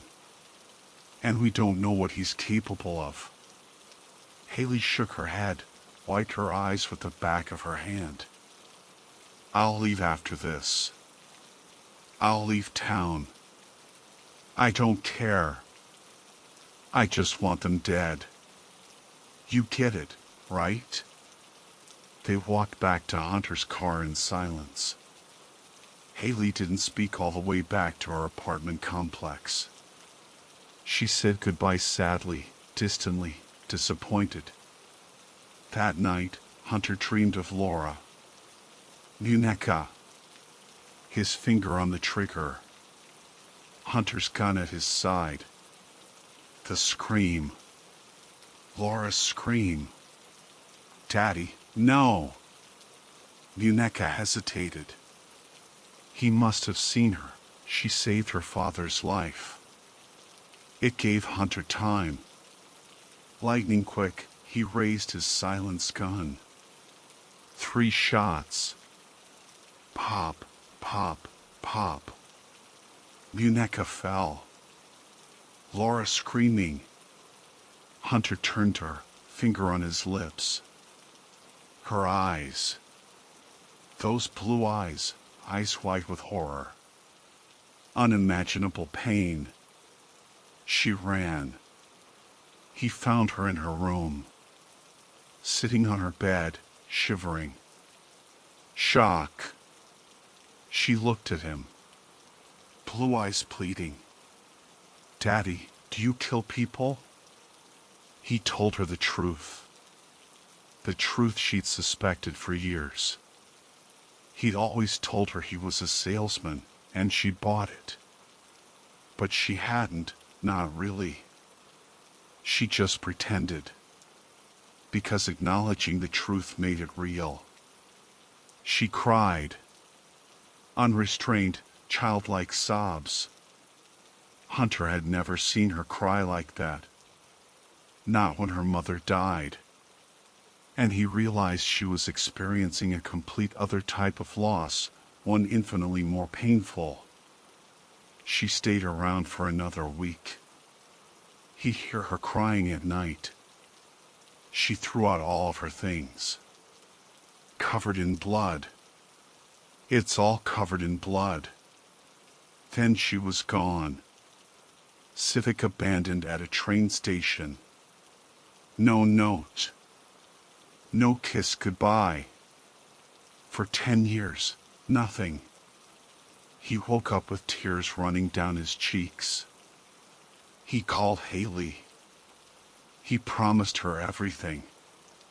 If Emotaluk wanted him dead, he'd go down a good guy, the hero who hunts the monsters. The sort of man Laura would be proud of. They grabbed Ian Fahey out of his car, parked down an alleyway by the beach. They did it quick, Hunter's silenced gun to his ear, ordering him to drive. Please, man, Fahey pleaded. You don't want to do this. Say another word, Hunter sneered, and I splatter you all over your interior. Fahey complied. As soon as he pulled into Hunter's garage, Haley smacked him on the back of his head with a flashlight. He slumped over the wheel. They dragged him to the basement and tied him up. It was getting to be a routine. Hunter would secure the zip ties, gag the bastard, and find himself a semi-full bottle off Cuervo. Haley would set her little purple purse on Hunter's tool bench, then meticulously glove up, tie back her hair, put on a plastic gown, and calmly unpack the toolkit, each knife and scalpel and pair of pliers. Hunter would take a first swig of tequila before pulling the power tools out of their cases, drill, handsaw, sander. Usually, by the time they had all their toys organized, their victim had woken up. Ian Fahey didn't disappoint. His eyes snapped open as Hunter was plugging in his blowtorch, rested on his steel-toed boots, the pistol stuffed in his waistband, his Megadeth t-shirt, his shit-eating grin. Fahey's jaw slackened, eyes widening in fear. But he wasn't looking at Hunter anymore, rather, Haley. She noticed. You're scared of me, sweetie, she taunted him. Good instincts. You should be. Hunter had to give it to the kid, he had stamina. It took Fahy nearly 4 hours to pass out from the pain. They took a break then, sat on Hunter's tool bench. Hunter took a couple long, thirsty gulps from the handle he'd been nursing, felt the sour burn in the back of his throat. They planned for the inevitable disposal of the body and their respective departures from town. Haley was going to return to the Pacific Northwest. She still had friends there, places she could stay, people who could help her find work. "How about you?" she asked. "You gonna go and play knight in shining armor for some other girl somewhere else?" Hunter smiled at her. "Mexico, maybe. Lay out on the beach until this all blows over." She looked up to him expectantly, blue kid's eyes wide and hopeful. "You know," she said, "there's scum in Washington, too." He chuckled. "So, you're getting attached, huh? Want me to come with you?" "Well," she said, "we obviously work really well together. And I was thinking, maybe you might need a partner. A protege." "Honey, I work alone." He said it like a prayer, repeated so many times it loses all meaning. And his lone wolf creed, he realized in that moment, had lost meaning. Because suddenly, a young, smart female partner who revered him as her avenging hero sounded like an asset rather than a liability. "I'd be good to have around," she said, as though reading his thoughts. "I'm a white chick who looks like a kid. Who'd suspect me?" He laughed. "You are a kid, Haley." She nudged him. Ian Fahy was moving, his one eye that wasn't swollen shut fluttered. Hunter hopped off the table and picked up the drill, pressed the trigger, heard the motor rev, made sure Fahy's first waking moments would serve as a grim preview of what was to come. What they'd done already was impressive. Fahy was bruised and bleeding, bare chest punctured with holes, shallow cuts, blistering burns, cracked ribs, arms snapped, 3 fingers violently amputated. Fahy's head snapped forward. Strange, his sudden movement made Hunter dizzy. His head spun. Gray dots clustered in front of his eyes. He steadied himself with one hand and closed his eyes until the fit passed. When he opened them, Fahy was spitting out his gag. Little bastard. He must have been chewing on it while they thought he was unconscious. He looked at Hunter, one good eye insolent. "You're a bitch," he stuttered. "Do you always play with little girls?" "Shut up." Haley screamed shrilly, defensively. "Or I'll kill you." Fahy ignored her. He focused on Hunter. "Does she let you fuck her?" "It's cool, man. If that's what you're into, I can't exactly stop you." The blood pounded in Hunter's head. His heart raced. Another spell of dizziness. Nausea. Anger. Pure anger. Stumbling, fighting back the redness blurring his vision, he pointed his still whirring drill and lunged. "He's trying to piss you off." Haley's voice echoed, somewhere above, as he drove the drill into Fahy's chest. A flash of movement, arms, a hand on Hunter's hands. Then Fahy was clutching the drill, then he was jerking it backwards, then a swift movement, Haley's scream, pain.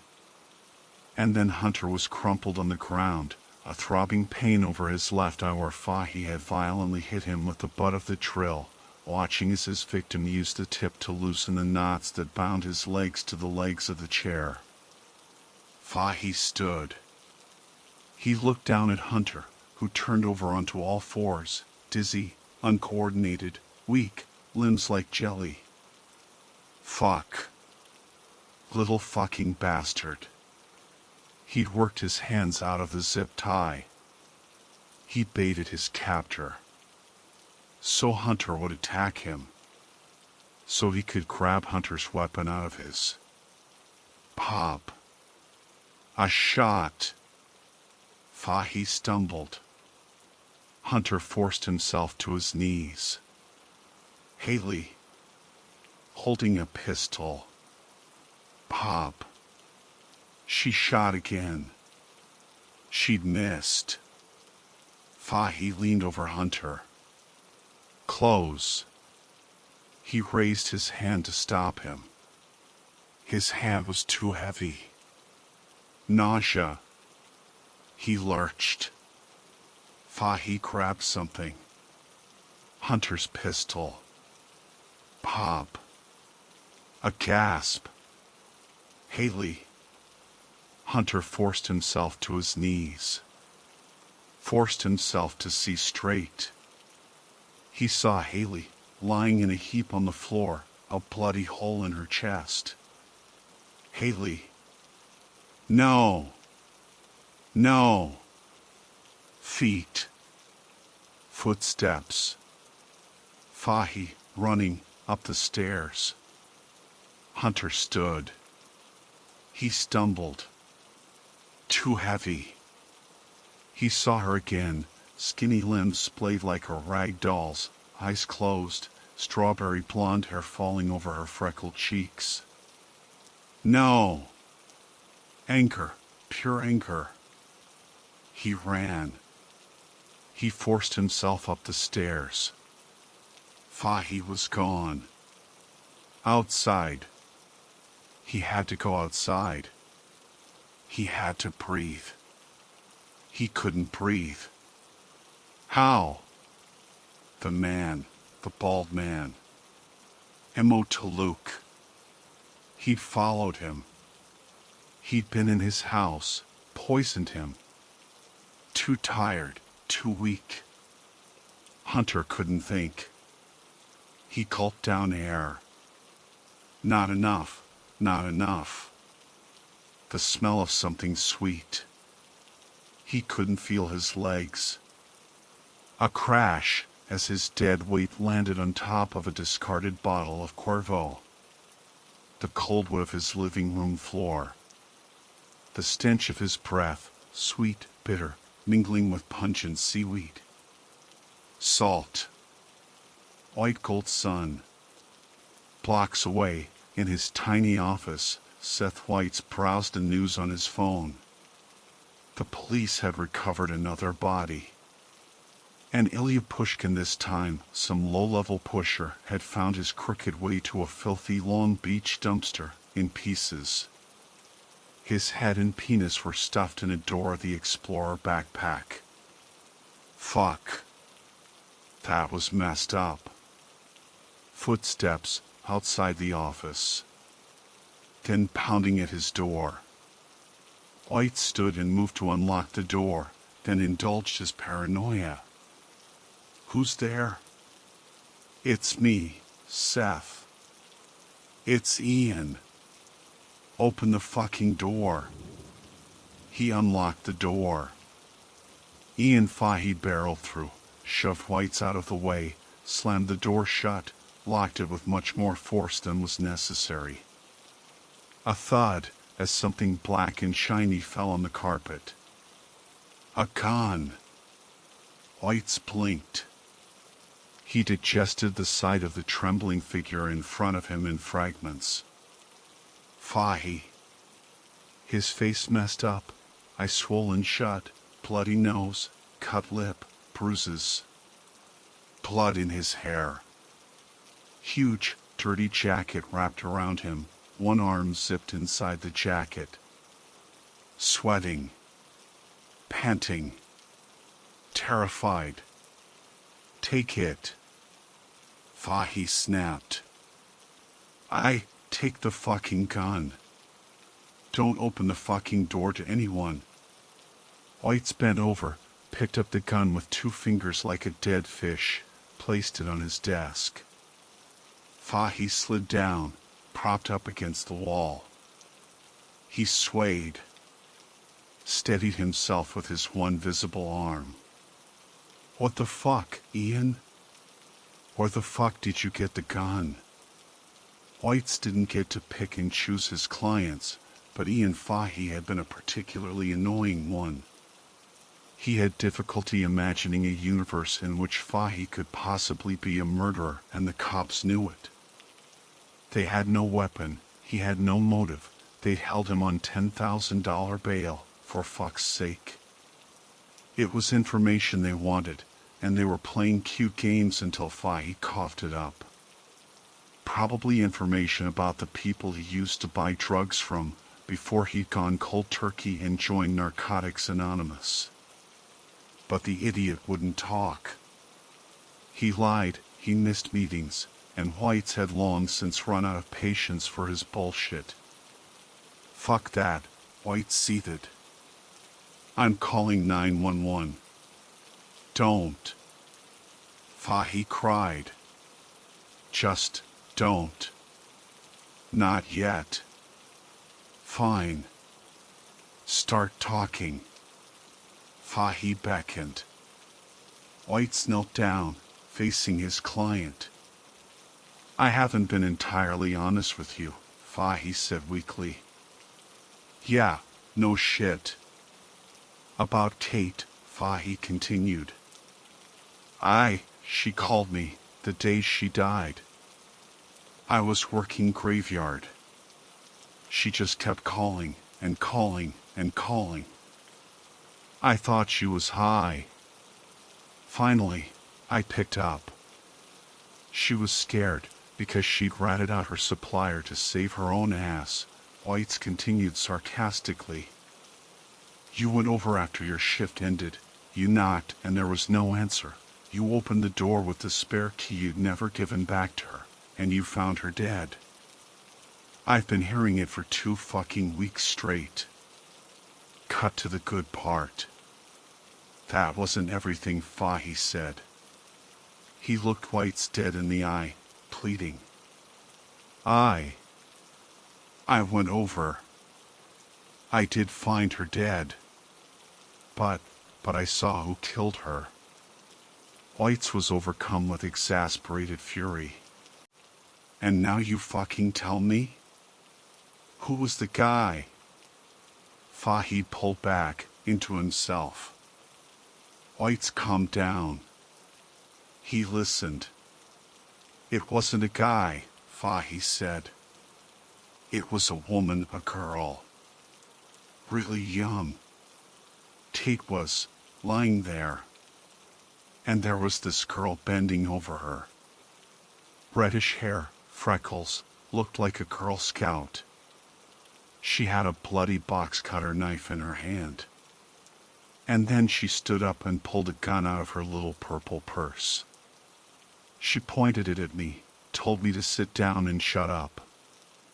I ran. I called the cops.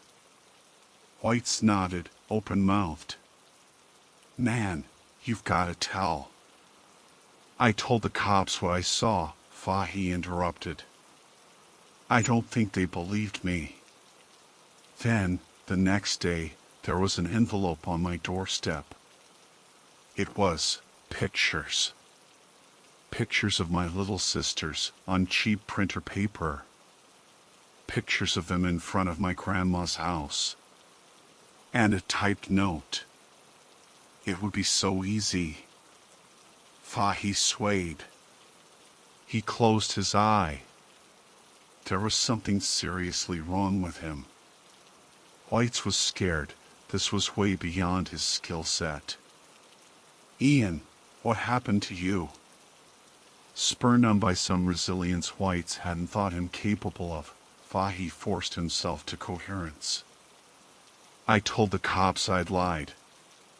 That there was no girl. Then they arrested me. But the girl, she's real. She's fucking dangerous. She goes by Haley. She's running with this thug now, looks like a country singer. I know where he lives. Fahey slackened, his head tilted to one side. Whites clutched him by his shoulders. He opened his eyes abruptly, hissed in pain. Then White saw the blood leaking onto his carpet. It was a perfect day in suburban Ventura. A playful sea breeze rustled fallen leaves across the thick blades of grass, leading to what could have been a fairy's house. Lush bushes sprouting multicolored roses surrounded the lawn, curling picturesquely around the white picket fence. A cobblestone path led from the gate to the doorway of a low-roofed yellow cottage with a red door. By the rose bushes lining the fence knelt a willowy adolescent with dark brown hair and bright blue eyes, wearing a sundress that drew attention to her knobby joints and non-existent breasts, and to the square white bandage over her left clavicle. In her dainty hands she clasped a pair of sharp gardening shears. Snip. Snip. Snip. The shears slipped, nicked her thumb. A line of blood, then a rivulet running down her hand. Cursing under her breath, she dropped the shears and strode through her red door. She stopped in the kitchen, turned on the faucet, held her injured hand under water. She glanced behind her, at the antique wooden dining table, stacked with wax-papered bricks of snow-white powder. Fuck. It was going to be a pain in the ass, weighing it out with a bleeding, stinging thumb. On her kitchen counter were 2 boxes of Lucky Charms, a gallon of spoiling milk, a 6-pack of warm Bud Light, a plastic bag of bruised avocados, and 2 party-sized packs of green balloons. She smiled. Viv must have gone shopping. Clutching her thumb, she made her way down the wood-floored hallway to her bathroom. She peeked into the master bedroom. Viv and Arthur were passed out on top of each other, breathing deeply, matching needles on their nightstand. She shook her head. Just how she left them. They were useful, the middle-aged junkie couple.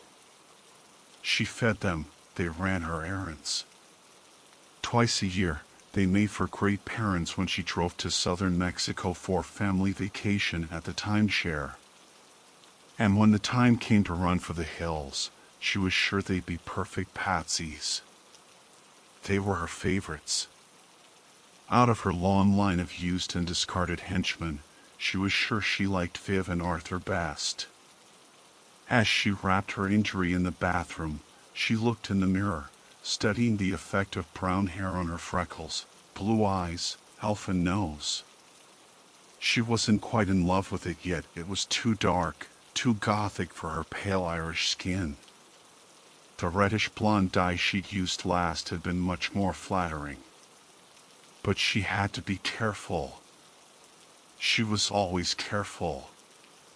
People in her business got cocky, thought they were invincible, showed off. That's how they got caught. Leaving the bathroom, she entered the smaller bedroom, flopped on the bed, pulled her MacBook off her desk, closed her Tor account. A couple hours binge-watching Adult Swim would do her good. She could recap, go over her game plan, organize her thoughts, massage the little clods of guilt like clay, mold them into a tangible form. She'd been lucky. Ian Fahey was dead. Bleeding, armed with the moron hitman's gun, he'd stumbled to his lawyer's office a few blocks away, and the lawyer called the paramedics. He'd lived through emergency surgery to staunch the internal bleeding, but died early the next morning from an infection. Fuck. She thought she was screwed when he got loose. He ran off, and she couldn't exactly chase him down the streets, so she had to improvise. Make sure the moron hitman was dead. Do a quick clean of everything she touched, a quick sweep of the floor to catch any stray reddish blonde hair. Ball up her plastic gown and gloves, stuff it all in her purse. press her pistol in the hitman's hand, leave it at his feet. Then get the fuck out of Dodge. It was a shame. She liked that gun.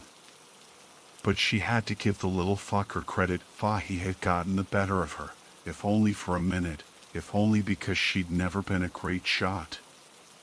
She could appreciate a worthy opponent. They were few and far between. She didn't feel guilty about Ilya Pushkin. He'd have done the same to her in a second if he'd had the brains. He was a loser, an alcoholic, a degenerate. She'd have put up with his selling ghetto smack in her territory, but he'd been threatening her dealers, driving down her rates. Angel Arellano? Maybe half a clod of guilt, but the blame lay squarely on him. She'd sent Arthur to his shop, played nice, made sure he knew she'd tolerate his moving product through Venice so long as he didn't deal west of the 405. She'd stuck to her end of the deal. And not a month later, her customers were showing up with little baggies of Beaner black tar turds. She wished she felt guilty about killing JJ. Shock. But, fuck it, she was pissed. The athwit had been a little wanksta punk when she met him, pushing ditchweed to his prep school buddies. She paid him a ridiculous amount of money to be her glorified delivery boy, driving packages of product to the pretty, middle-class boys and girls she met online and paid to deal, collecting cash. And how had he repaid her for all this? One arrest, and he was looking to negotiate with the cops, offering to lead them to his supplier. Amateur. If he'd have come to her, she'd have helped him. But no. He wanted to turn informant.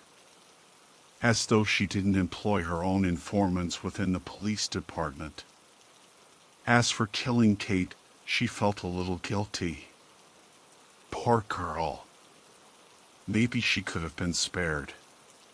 She'd never met Kate in person until that day. She tailed her from work at that skeezy titty joint. Knocked on her door. Miss, I live next door and I locked myself out.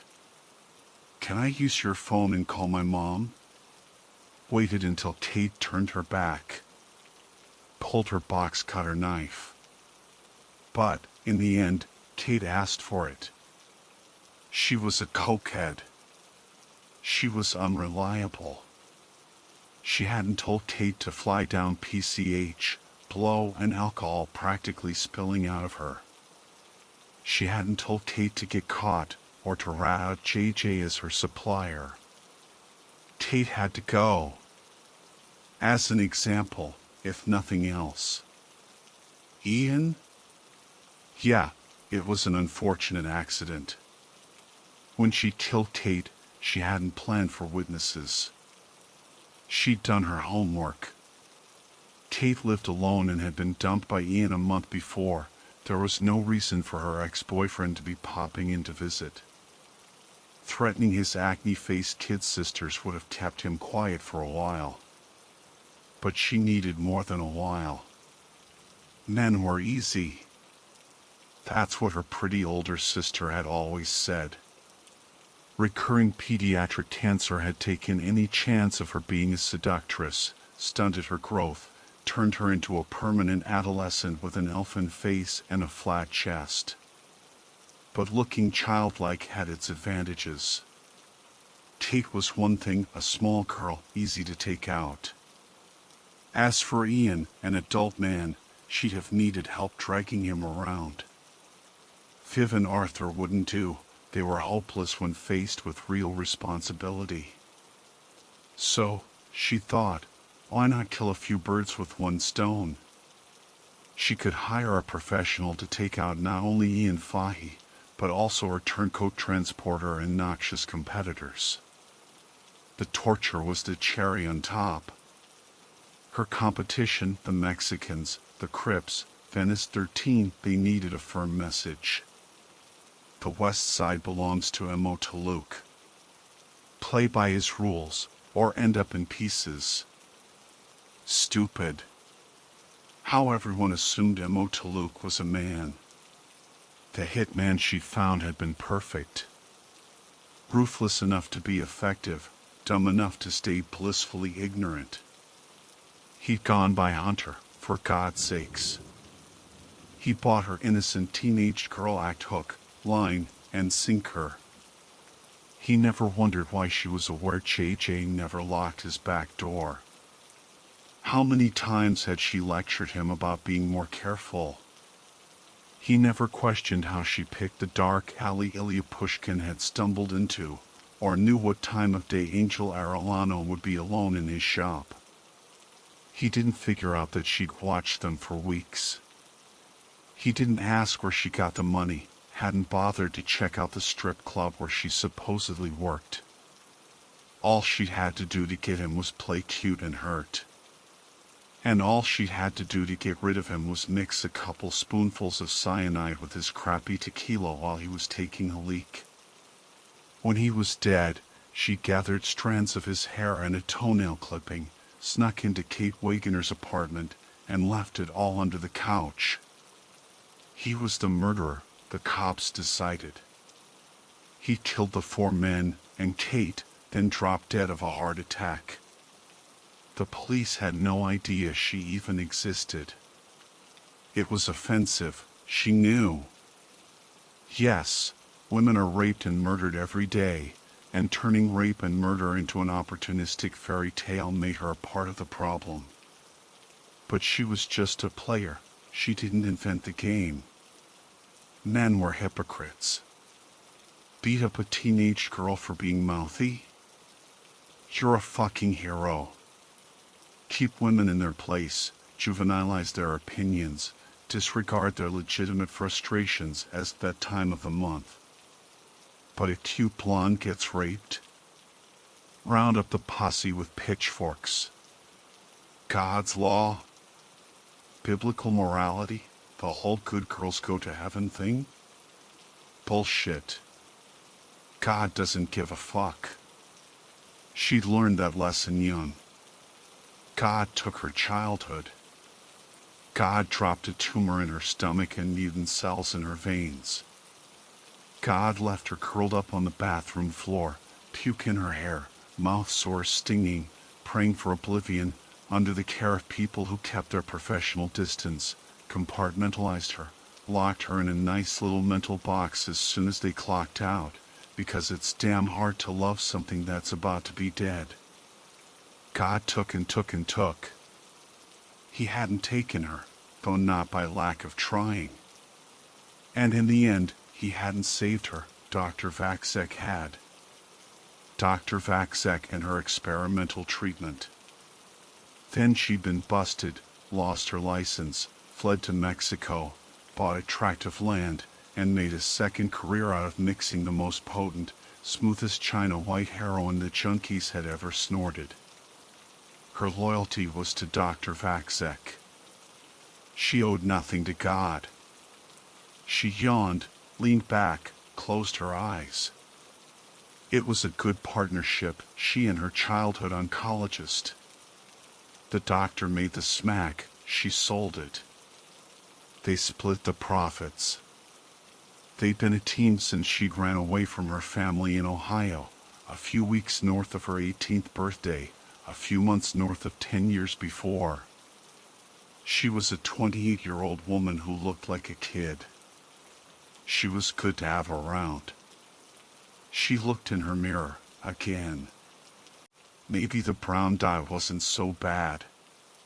She'd have to think of a name to go with it. Mo Taluk was more of a stage name, a doing business as. Haley was cute, it had gone well with the strawberry blonde. Now she needed a new one.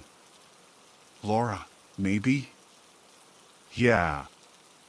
She liked the sound of Laura.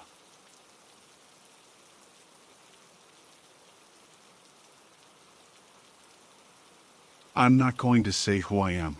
I won't write anything to describe myself because I am ashamed. If only I'd listened, if only I'd believed him, and now. I had a little brother. I don't want you to know his real name. He is not to blame for this, and I don't want him to be remembered for what I'm about to tell you. It all started about a month ago. I had come home for the holidays to my brother and my parents. As usual, my brother had the most extreme and over-the-top stories to tell me. I just sighed and nodded along, humoring him. The reason, he was a compulsive liar. It was so obvious. I mean, how could he expect anyone to believe that he had trained the spiders in our garden to crawl into his room and onto any person who was not welcome there? Not joking, he actually said that, and believe me, he's come up with worse. Our parents were aware of his compulsive lying. They always told me that he'd grow out of it, but I don't think he has much more to grow. The next few days after I returned home were normal. I sat in my room talking to my friends on social media sites, trying to block out the angry screams of my brother as he played one of his video games. He went silent for a moment, and I had just breathed a sigh of relief, thinking he had finally shut the console off, when he burst into my room looking furious. Understandably, I was furious, too, considering he had just entered my room without knocking. He then began to yell at me. I can't remember exactly what he said, but he was accusing me of hacking into his computer. When I questioned him on this, he told me that while he was on his PC, through his speakers he could hear a little girl giggling, and no matter what he did, he could not get the laughter to stop unless he turned the sound off, but refused to so since he wanted to hear his game audio. It amazed me how stupid my brother could be. He had obviously downloaded a virus and just needed to have an anti-malware scanner to remove, but instead of using this common knowledge, he blames me for it. He knows for a fact that computers are one of my least favorite subjects. Finally, he left my room and I was able to return to my laptop. After another few days, I had forgotten all about what had happened that night in my room, until my brother stepped into our living room where my dad was watching TV and I was lying on the carpet, writing an assignment. "It's back again," he grumbled. My father sighed. "I don't know. I really don't." I looked up, wondering what they were talking about. Then my brother mentioned the little girl. I sighed and returned to my laptop. My parents and I have all entered his room, and none of us could hear this little girl, so I assumed that once again, he was lying. It became very difficult to type because my brother and father began to argue. Eventually, my father decided to humor my brother and talk as though his computer really was broken. I know this because my dad gave me the "is he being serious" look before suggesting my brother either bought a new PC or take it to get repaired. "I have no money," my brother yelled.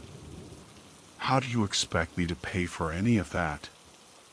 "Well, if you were sensible and didn't spend all your money on junk food and video games, you wouldn't be having this problem," my dad replied.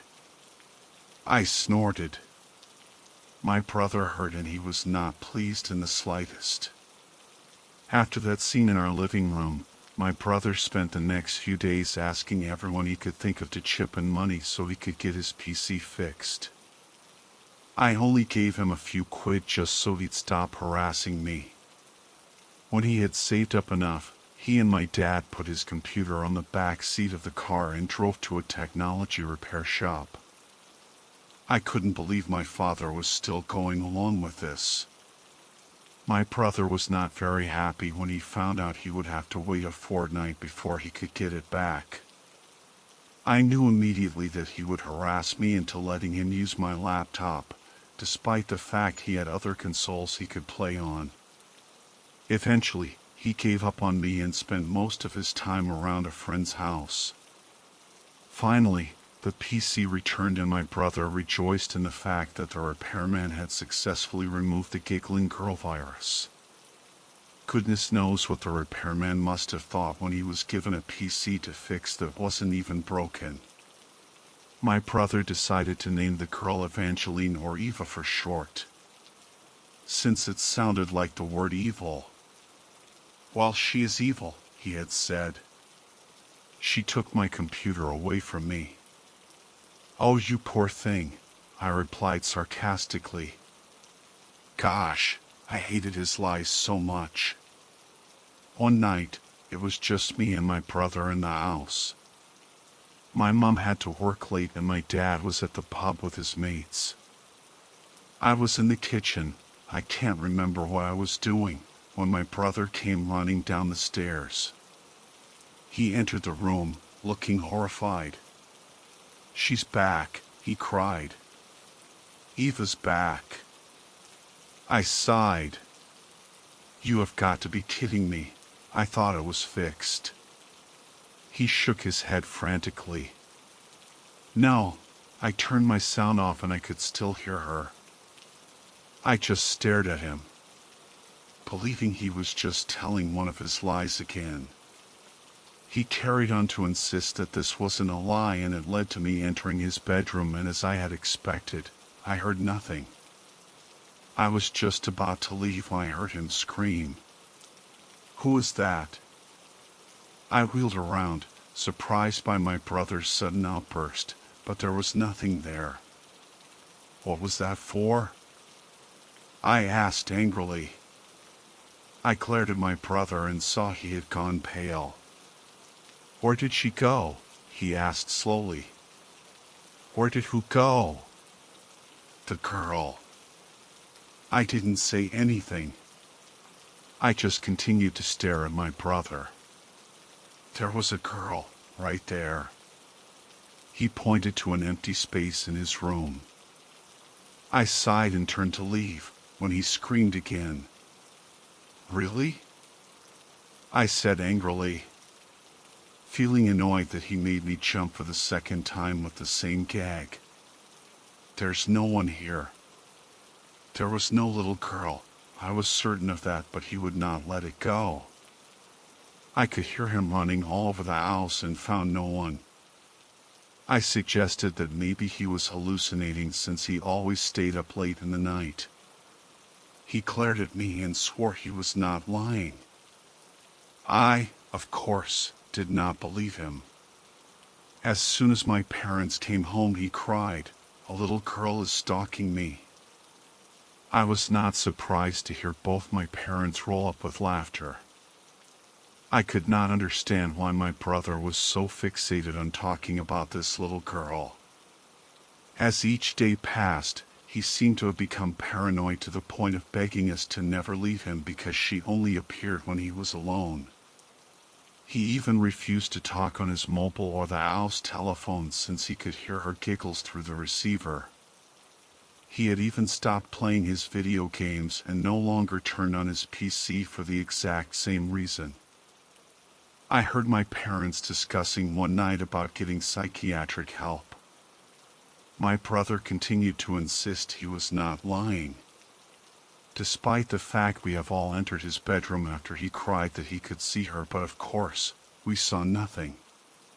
There were times he claimed he could hear her through the TV speakers when the rest of us couldn't. I could not understand how my parents were so patient because I was losing my patience with him. Never before had he stuck to one of his fairy tales for this long. He probably thought it was the best idea he had ever come up with and continued to tell it to frighten us. Well, it wasn't going to work. I was determined of that. The weeks passed and it became clear my brother was not sleeping. He had become thinner and pale. Worse, his paranoia and anger increased to the point where anything would make him snap. He would throw things at the walls and shriek at the top of his voice. We learned very quickly not to anger him. I remember the worst moment was when he threw a mug which hit my mother in the back of the head. My father was furious and bellowed at my brother. What happened next, I'll never forget. My brother lost it. He went into hysterics and began to scream, throwing anything within his reach, and when he could not find anything else to throw, he began tearing at his hair and shirt. My father stepped in, trying his best to restrain him. My brother thrashed violently, making it difficult for my father to hold him down. My mother and I could only watch in horror. Eventually, my brother stopped and began to sob. There was literally no peace in our house since this began. He had been to see a therapist, and it was obvious to us all that it was not helping. Even I had begun to worry. I wondered if my brother had actually convinced himself that the story he had made up was true. One day, my brother drew some pictures of Eva. He was never skilled at drawing, but I was surprised by the detail he included in his drawing. In the picture, she looked to be between 6 to 8 years old. She wore a white-colored dress, decorated with black sequins and buttons, with a black ribbon tied around her waist into a bow that rested on her lower back. Another smaller ribbon was also tied into a bow around her neck.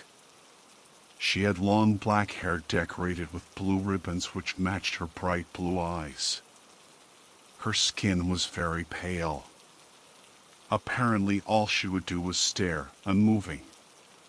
He explained that she appeared to teleport because she was always standing directly in front of him. He also said that she only left him alone when he made her smile.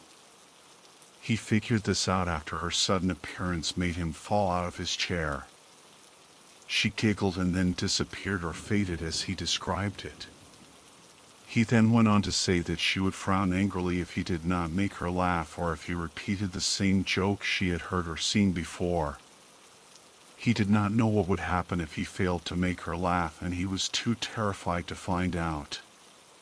He tried locking his door and windows, but she still managed to appear in his bedroom. He even began to read through joke books to get ideas. He would sit there, staring at the book whilst rocking back and forth in a chair. Seeing this made me feel uneasy. I was watching my brother lose his mind, and it petrified me. Finally, my parents let my brother stay in their room, hoping it would help since Eva only appeared to him when he was alone. He slept on a spare mattress beside our parents' bed. That night, I awoke at around 3 a.m.-ish, feeling thirsty. I walked into the kitchen to pour myself out a drink when my brother walked in. He appeared dazed, obviously sleepwalking. "What are you doing?" I asked. "Eva's crying," I heard him say. "What?" "Crying," he repeated. "I need to comfort her." And to my surprise, he actually began to walk to our front door. I quickly grabbed him, not wanting my brother to sleepwalk into the streets in the middle of the night. I shook him until he finally woke up. He was angry and disorientated. I quickly explained what had just happened. I was afraid he might hit me.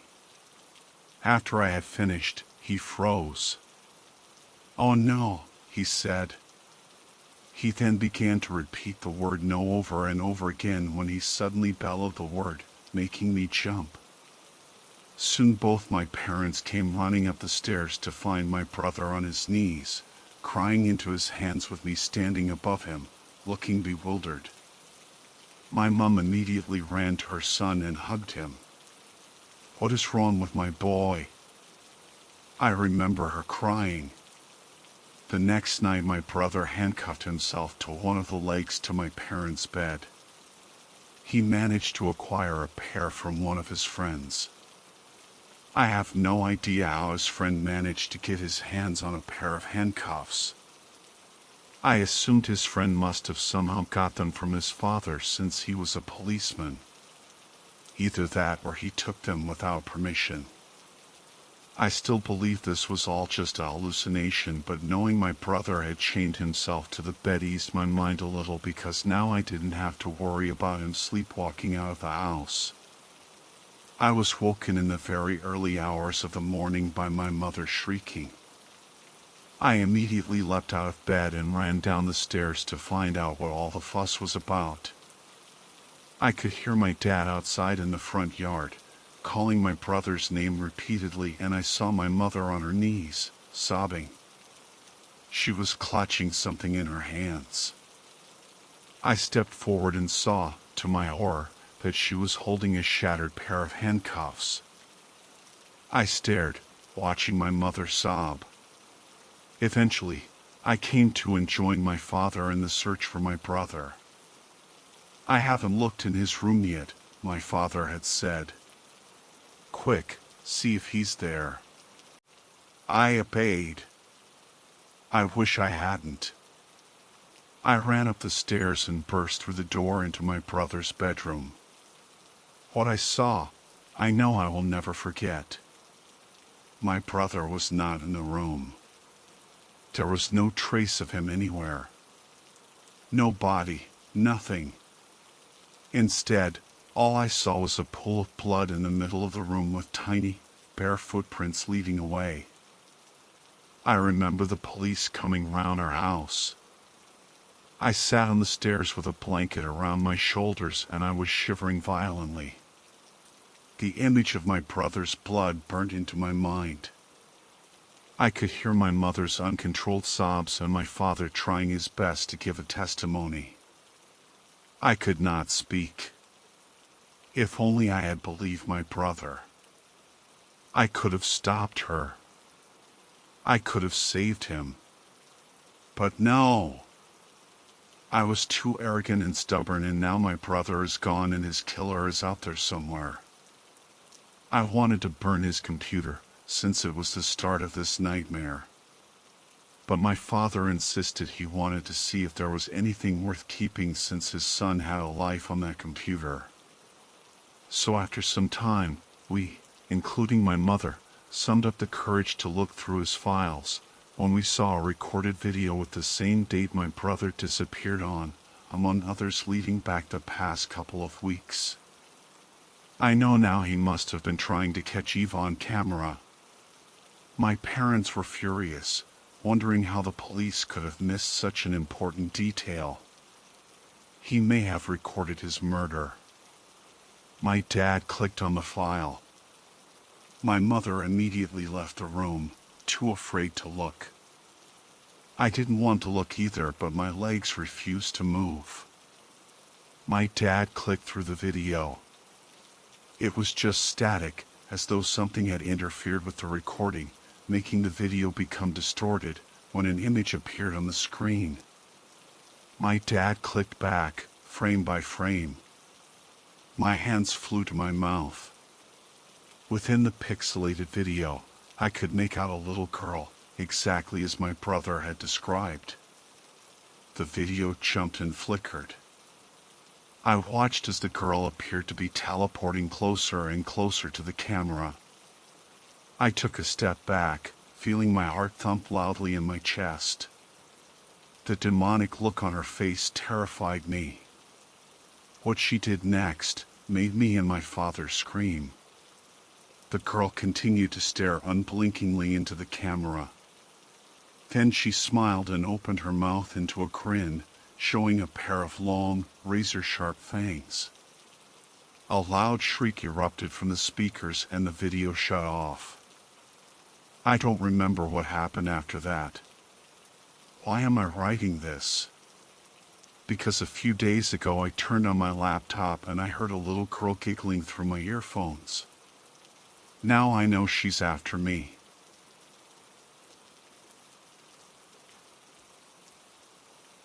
I don't think it's possible to be as lonely as me. In a world occupied by billions of people, it should be impossible to feel like you don't belong. I've had this feeling my entire life. I feel as though I am a puzzle piece that was thrown into the wrong box after a failed attempt to create the bigger picture. Then, The next day, that same misplaced puzzle piece lay awaiting its turn to create the image it knew it could not uphold. Every passing day, I sit in my room, listening as my parents argue downstairs. I can never make out what they are saying because they whisper angry thoughts. I hear silence is powerful. I can't say I agree. I prefer to voice my indiscretions, knocking out any opposition immediately. But many people are not wired the same as me. My parents are on the precipice of divorce. I can sense it. The way they avoid eye contact as we sit at the table confirms every fear within me. They have not been the same since my brother went missing. He was their pride and joy. Genetically, he was their one true child. Me, I am only a machine. Though I eat, sleep, and bathe as they do not see me as their own anymore. Not since he has been gone. I try not to think negatively. I am programmed not to, but lately I have been feeling more human than usual. Perhaps I am evolving. Maybe I am their one true child. No, how silly of me. Looking into the mirror, I see a human. I do not see the machine they conclude I am. No, I am as real as anyone in this house. I couldn't help but suddenly think of what James would reply if he could hear my thoughts. He never liked me. He hated me. Every day he'd call me a memory card, knowing it hurt me. He'd refer to me as a toaster. Various times, he even splashed water on me when our mother and father were out just to see if I would short circuit. He was evil. A vindictive, manipulative, sociopathic boy. Countless nights when I awoke from my sleep, I saw him looking into our parents' room. Staring. His stare wasn't normal. It was as if he wanted to arm them, to first hang them by their heels, cut them, and admire his crafty work as their eyes rolled to the back of their heads. It didn't help that the diabolical sneer on his face brightened as he tightened his grip around a long piece of rope in his hand. Our parents were so blinded by his genius that they failed to uncover the savage within him. Even thinking about it now makes me angry. I am the perfect child, and yet my talent goes unnoticed just as his insanity did. Though I dislike James, I am curious of his disappearance. Mother and father say they've gone to the authorities, but no one wants to assist in finding him. They offered to reset me, believing that would ease my mind of his absence. But I refused. James was a nuisance, but everyone deserves to be found. Even the bad ones. So I begin to look for any clues of his disappearance. While my parents are away at work, I sneak into James' room. I was forbidden from his room by Mother. She says it's bad luck to turn his room into a shrine. I normally would not challenge my parents' orders, but I have to figure out what happened to James. I start with his closet, going through his massive collection of hidden porn, gaming magazines, and dirty clothes. Nothing. So I go over to his nightstand. In the drawer, I find a letter. I open it, staring intently upon the menacing words within it. It is a kill list. On the first line reads, Mom. The second line read, Dad. The third line read, Toaster. I slammed the paper down on the nightstand. How could he make that? I know he was psychotic, but I figured with guidance he would improve and depart from his demented ways. Clearly, I was wrong. When will you realize I'm not the sick one here? A voice asks. The voice is in my own head. James's voice. When are you going to find out that they are the sick ones? He says. I beat on my head, attempting to remove his voice from my software.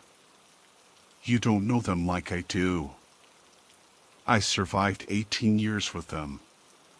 No one has ever done that before me, he says. I struggle to grasp what he is saying, so I decide to inquire. What do you mean? I ask. Laughter rings throughout my body. They have been killing us for sport. Every 10 years, a new child comes into the house and the old one must go. They reset you each time to avoid any inconvenience, he says. I shake my head, rejecting his explanation. You are a liar, I say. Suddenly, I lose complete control of my body. I'll show you proof, he says before forcing me into the hall. We walk into their bedroom and make a stop in front of the closet. This is all the proof you need, he says before opening the closet door. With the doors wide open, I peer into the closet at countless jars of eyes, ears, lips, and unnameable things. The monstrous sight is incomprehensible. Now, you see why I wanted to kill them, he says. I nod. We have to make this happen. Tonight, he says. Okay, fine.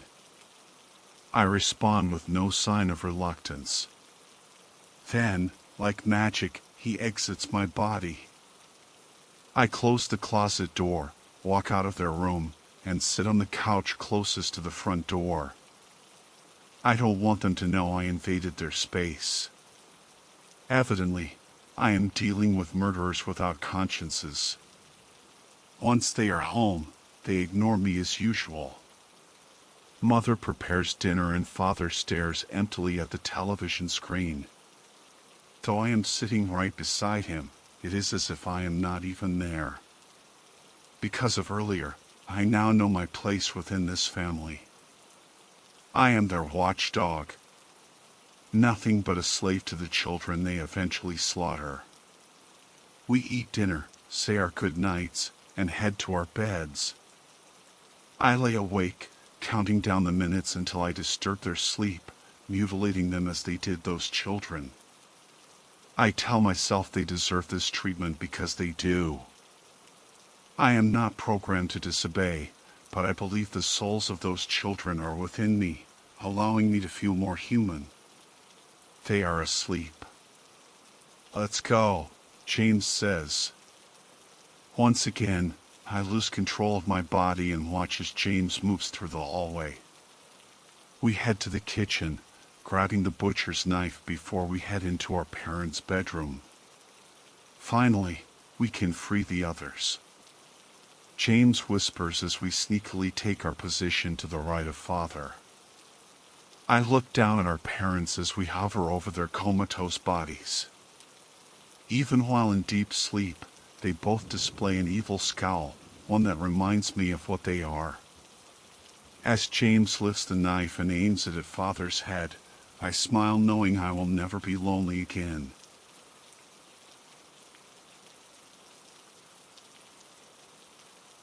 It was because of an internet glitch that I discovered the gang. Now, when I say gang, I don't mean in the traditional sense. Though they do call themselves a gang, it's more of a religion, I think. A twisted, dark religion. A cult, maybe. They're objects of worship tainted by an old king whose halls are oft tread upon in feeble attempts to experience new glories, new blessings, new revelations. And yet, in all their religious innocence, they don't believe themselves to be such a thing. They do not believe in gods, they claim. They tell me they believe in people who are within reach, living somewhere on our mortal plane. So they are merely a gang, they claim. God, I wish I didn't know so much, but I have been trapped among them for weeks. I fear I will never be allowed to leave their places of safety unless I were to take a leading role within them. I don't wish for that. I don't wish to know what twisted, unloving gods they've come to create from their ideals. Especially not after the few things I've seen. But I digress. All of my involvement with this gang started with a picture. I first saw it on a YouTube video as a second-long, unrelated flash of color. I went back to see what exactly it was, and it didn't show in the frame-by-frame. But I knew what I had seen. I recognized what my eyes had gazed upon for that fraction of a second. It was a face. A malicious, grinning face, staring at the viewer, their eyes wary, yet knowing something I did not and could not ever hope to understand. They had seen something about me, about my surroundings, about my situation that I could never hope to see. But because I had no proof it was there, no way to see it again or in detail, I was left to my devices. I could do nothing more but go about my day. And yet, as I continued on, my thoughts focused on that face. It was otherworldly. Strange. Had some sort of glitch brought it to my attention for that split second I had found it did not exist in? Surely, that was the case. But later that same day, it appeared again. I got another look at it, a longer look, and was able to discern the individual colors that made up this being. This being that was so obviously staring at me. It was as if it was submerged in the ocean while in the vacuum of space. Something about the combination of colors made it look so otherworldly. Because I had seen it on two unrelated things where I could not get it to appear again, I made a post about it online. I asked about this face glitch, as I was calling it at the time. After all, being unnerved by an image isn't an uncommon thing, so I couldn't very well call it supernatural. I was well versed in those creepiest image on the internet threads that popped up now and then on websites. The images there often evoked similar feelings on the first viewing. I received no answer at first. All I received were confused replies, wondering if I'd been drunk or high. I don't blame them. The same image, staring at me for split seconds at a time on two unrelated things? And it wasn't my browser fading out to some image set as my desktop background? I had to be joking, they told me.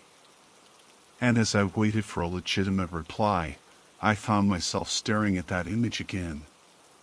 But this time, it didn't go away. I stared back at it, unable to look away. For a second, I thought I heard some small, otherworldly giggling echoing in my ears. Like a child's laugh, played forwards and backwards simultaneously with a bit of reverb. And then, my computer shut down. I decided that was enough for the night and went to bed. Ever since that night, I can't close my eyes without seeing that face. I can't see that face without hearing that giggling. The next day, I turned back to that thread I had made and noticed I had a new message. Hello! I found your post and can see you're one of the chosen ones, just like us. Won't you please come to one of our gang meetings? We'll tell you everything we can about this face you were talking about. I have removed the address listed here, for your safety. I have a chronic case of what the internet refers to as the dumb. I would be the first person to die in a horror movie, I'm sure. Because I went. I went to this address to participate in a gang meeting, whatever that entailed. It turns out I wasn't the only one invited either. I and a handful of others were led into the building, where we were immediately introduced to the priestess. This was the person that had messaged me. She'd messaged all of us, actually. We'd all somehow stumbled upon an image of that face and had all come to question it online, somewhere. It was only by chance that none of us saw each other's posts. That's how she found all of us. Maybe it was luck. Maybe it was chance. But whatever the case, she found us and took us in, as she claims. The priestess looked young, though I'm not sure how young she actually is. Her actions betray her appearance, that's for sure. But as she spoke to us, and to the gang members that had been here before us, I couldn't help but notice how she spoke of that face. How she held it in so much regard. How it sort of showed itself within her face, within her eyes. How its malice translated in her keeping us here, day in and day out, to worship this face and its siblings. She seemingly controls it. She summons it into herself in front of our eyes, makes it say whatever she wishes to hear from it, and then it is gone. Yet, there are also times where it controls her. Or it causes her to speak in a language I cannot identify. The older members of the gang respond in kind, as if they understand this language as well, though when I ask about it, they claim ignorance. None involved in this strange speech show recognition of it occurring. Even the others that haven't been here much longer than me are slowly becoming so accustomed to it happening that they are starting not to realize it is happening as well. I fear that soon, I'll be the last one that hears those words as something foreign. We cannot leave, so the priestess brings us all the worldly comforts we desire. If we hunger, she is the one to bring the food. If we tire, she is the one that helps us to sleep. If we fall bored, she is the one that brings us entertainment items. And even when we do not desire something, she brings it to us. The daily worship of that face and its relatives, the other entities within this religious cult, yes, they are entities, I cannot be sure yet if they're gods. The occasional pointless demand or two. We are at her mercy. Her graces. That face's graces and whims. My family is looking for me, yet they cannot find where I am, even when I tell them. Somehow, it is as if I too am speaking that foreign language to them when I try to give them my location. Excuse me, though. I'm getting off track. Let me explain the rest of these entities here. 1. The face. The holy entity upon which all judgment and consensus is made. 2. The face's brother. The bartender. The shopkeeper. He sells ideas, potions of the mind. And for some reason, he is the object of the gang's more carnal attractions. 3. The Eye of the Night. Not much is mentioned of her, but when the topic shifts to her, she is spoken of with much reverence. 4. The Old One. An entity only spoken of in hushed whispers, as if considered forbidden. Envied, yet also pitied. 5. The Creator. The man that bore these creatures from the womb of his subconscious. The King. The one upon whose halls we intrude. It's funny. In all the time I've been trapped here, I've been relatively okay with it. I've been given free access to the internet. I can be as loud as I want. As long as I give continued worship to these beings, these entities, I am left to my own devices. The only thing I lack is ownership of most of my things. For some, it would be a dream. For me, it's simply a fact of life at the moment. Even though I wish to leave, this is the easiest I've ever had it in life. But I want to leave.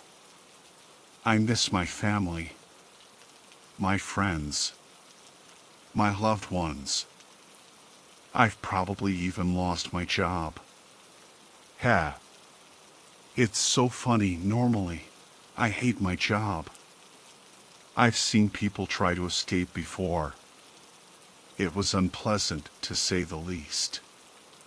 Unpleasant enough that I do not dare explain what happened to them. I do not know what happened to their remains, but I know they weren't sent to their families. So out of fear for my safety, I stay, and I continue to worship this priestess and her gods. All until I can find a moment in which I can truly get away and find my way back home.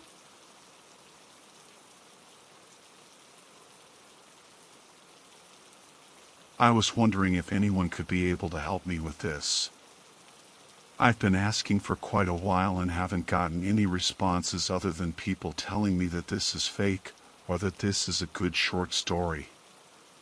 It's not a short story. I need help with this. People's lives are at stake. Possibly mine. I don't know yet. I live out in the country, basically in the middle of nowhere. I tend to a small farm, nothing much, but enough to live comfortably off of. I rely wholly upon my car to get to the city for groceries, and to go to farmers markets and meet wholesalers who would want to buy a portion of my crop. That is, until it vanished. One day, I woke up, got dressed, prepared to go into town to set up at the farmers market, and I found that my car was missing. I didn't know if it had been stolen or if it just disappeared, but I went to go call the police. That's when I found out the phone lines don't work either. I've tried to call the police, call my family, hell, I think I called for a pizza one time, but every time I do, I hear noises on the other end instead of whoever I should be talking to, or at least their voicemail. Not screams, or a Latin chants like I'm sure you expect from one of these stories, but peaceful noises. Birds chirping, running water, stuff like that. One time I heard a woman's voice say something in what I think was Italian. She sounded happy, not excited, but at peace.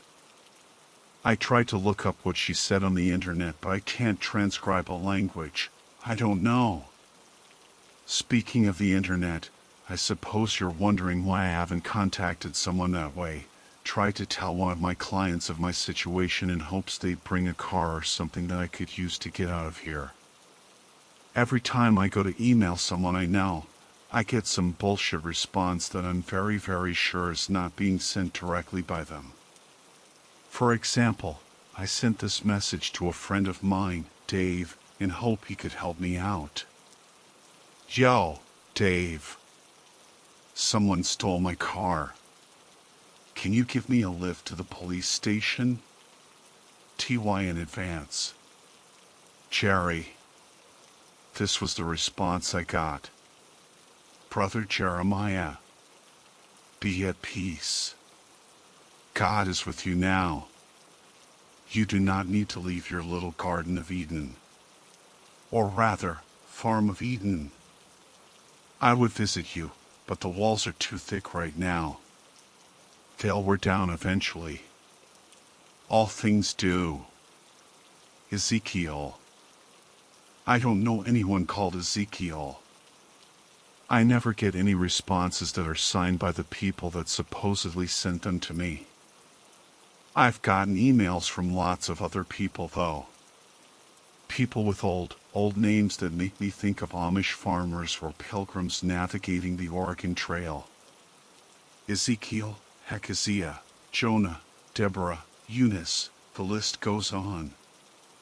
I don't think I've ever heard any of these names apply to anyone I've ever known, or even people I've heard of in the last century.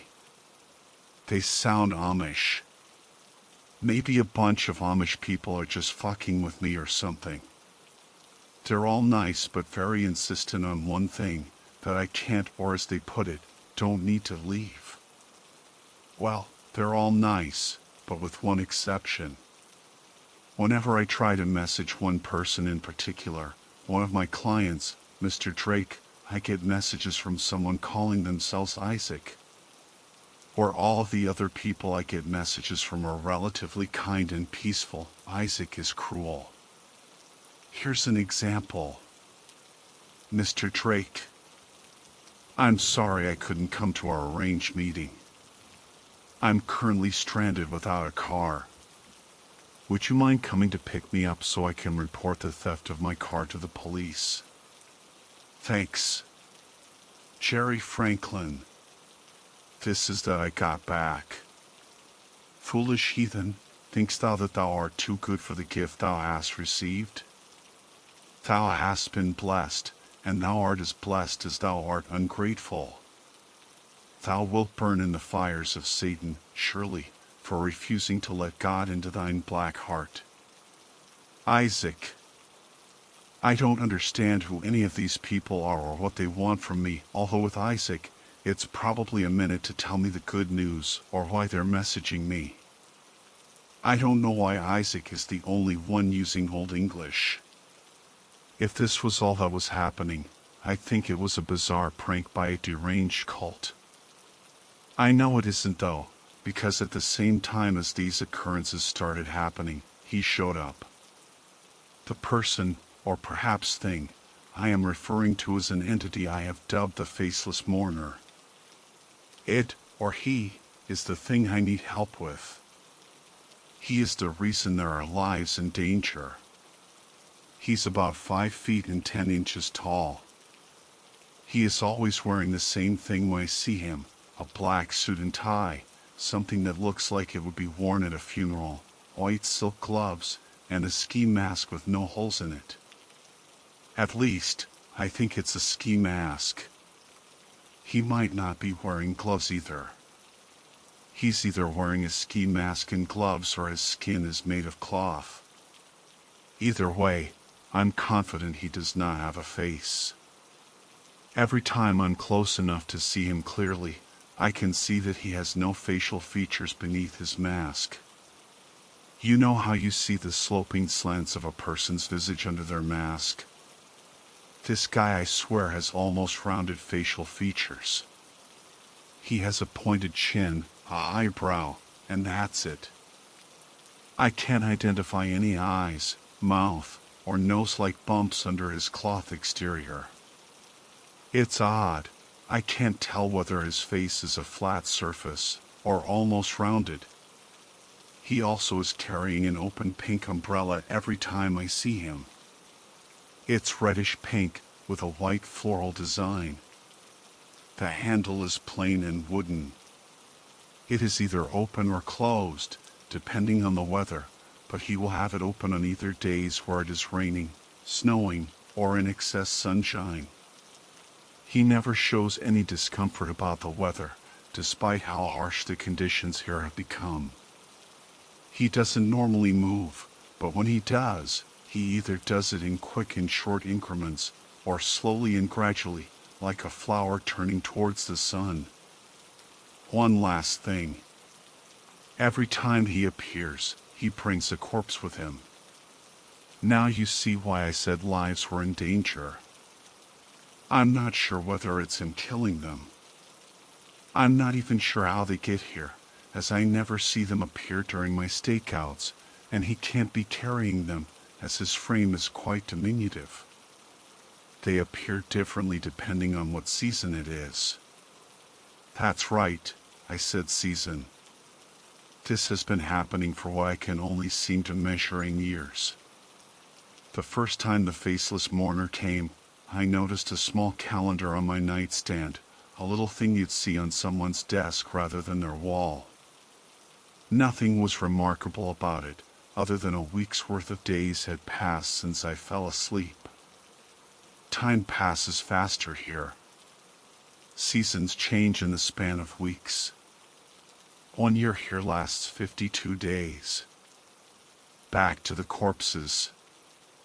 I always find him standing over them, as if silently contemplating the loss of a friend.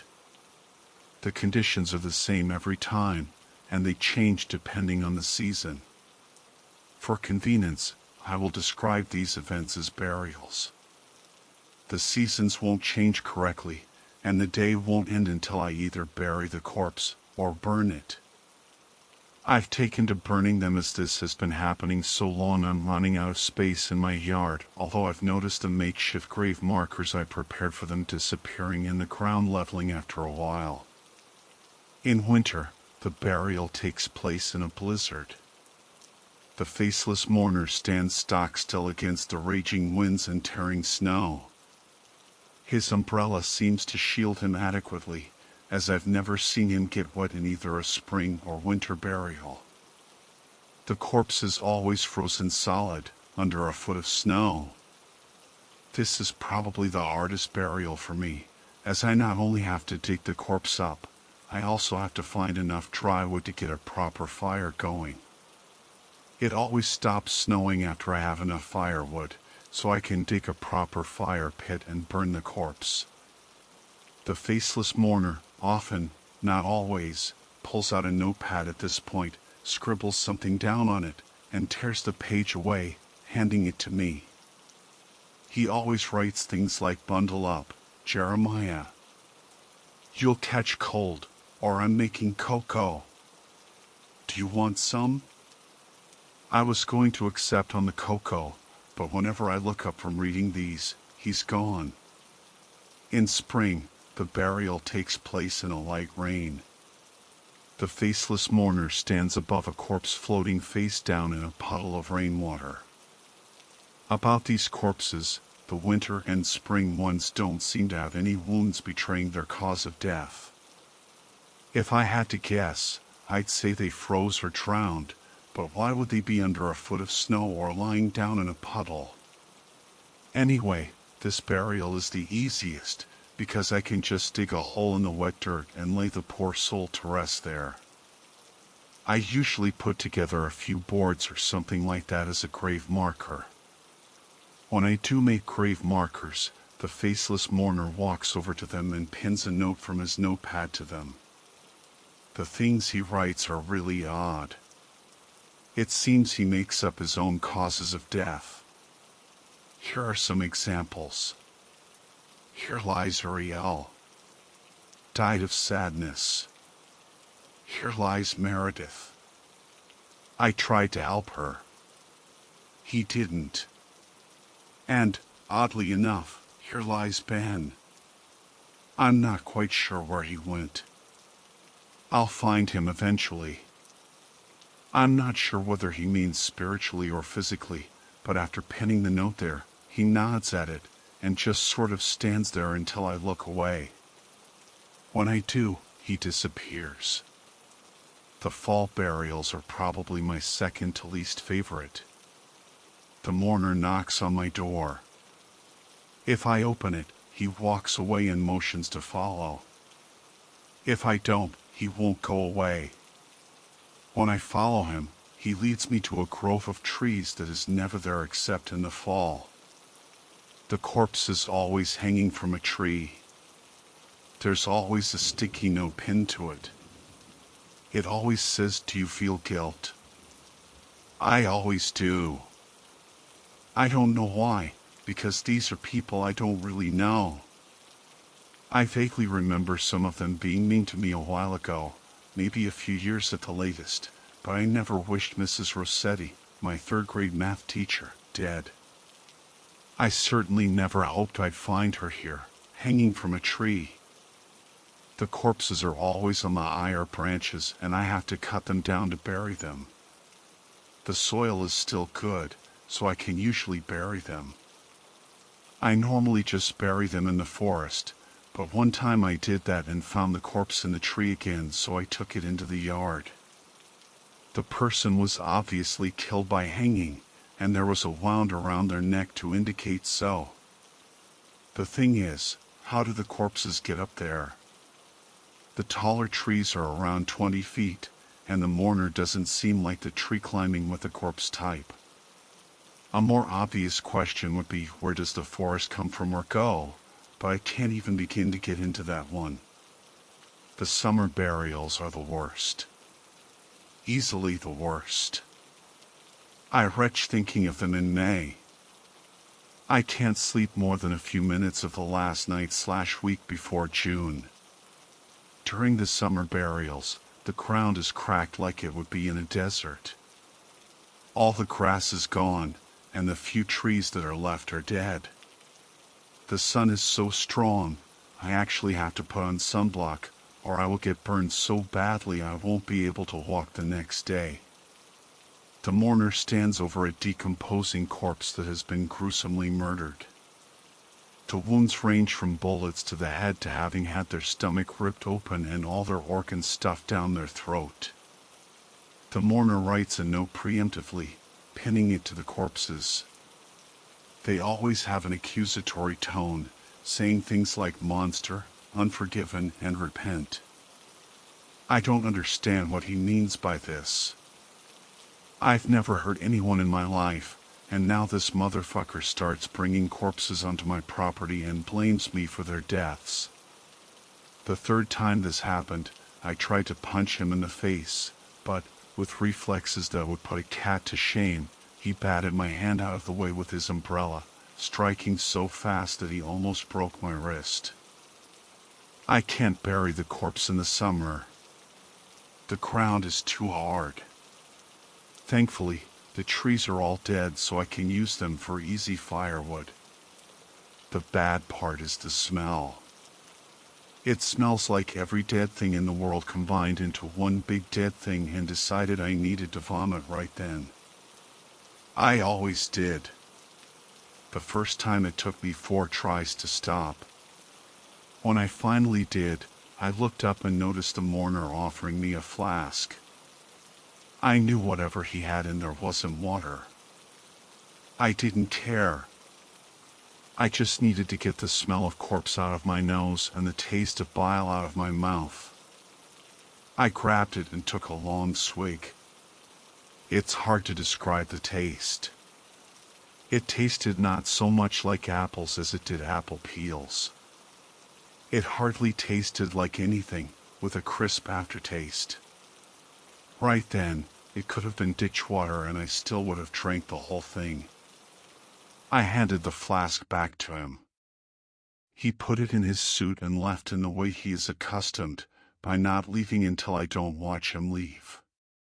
The burials come about once a month, although I've had 2 before. I've never had 2 in summer, fortunately. I never recognize any of the corpses, excepting some from the fall burials.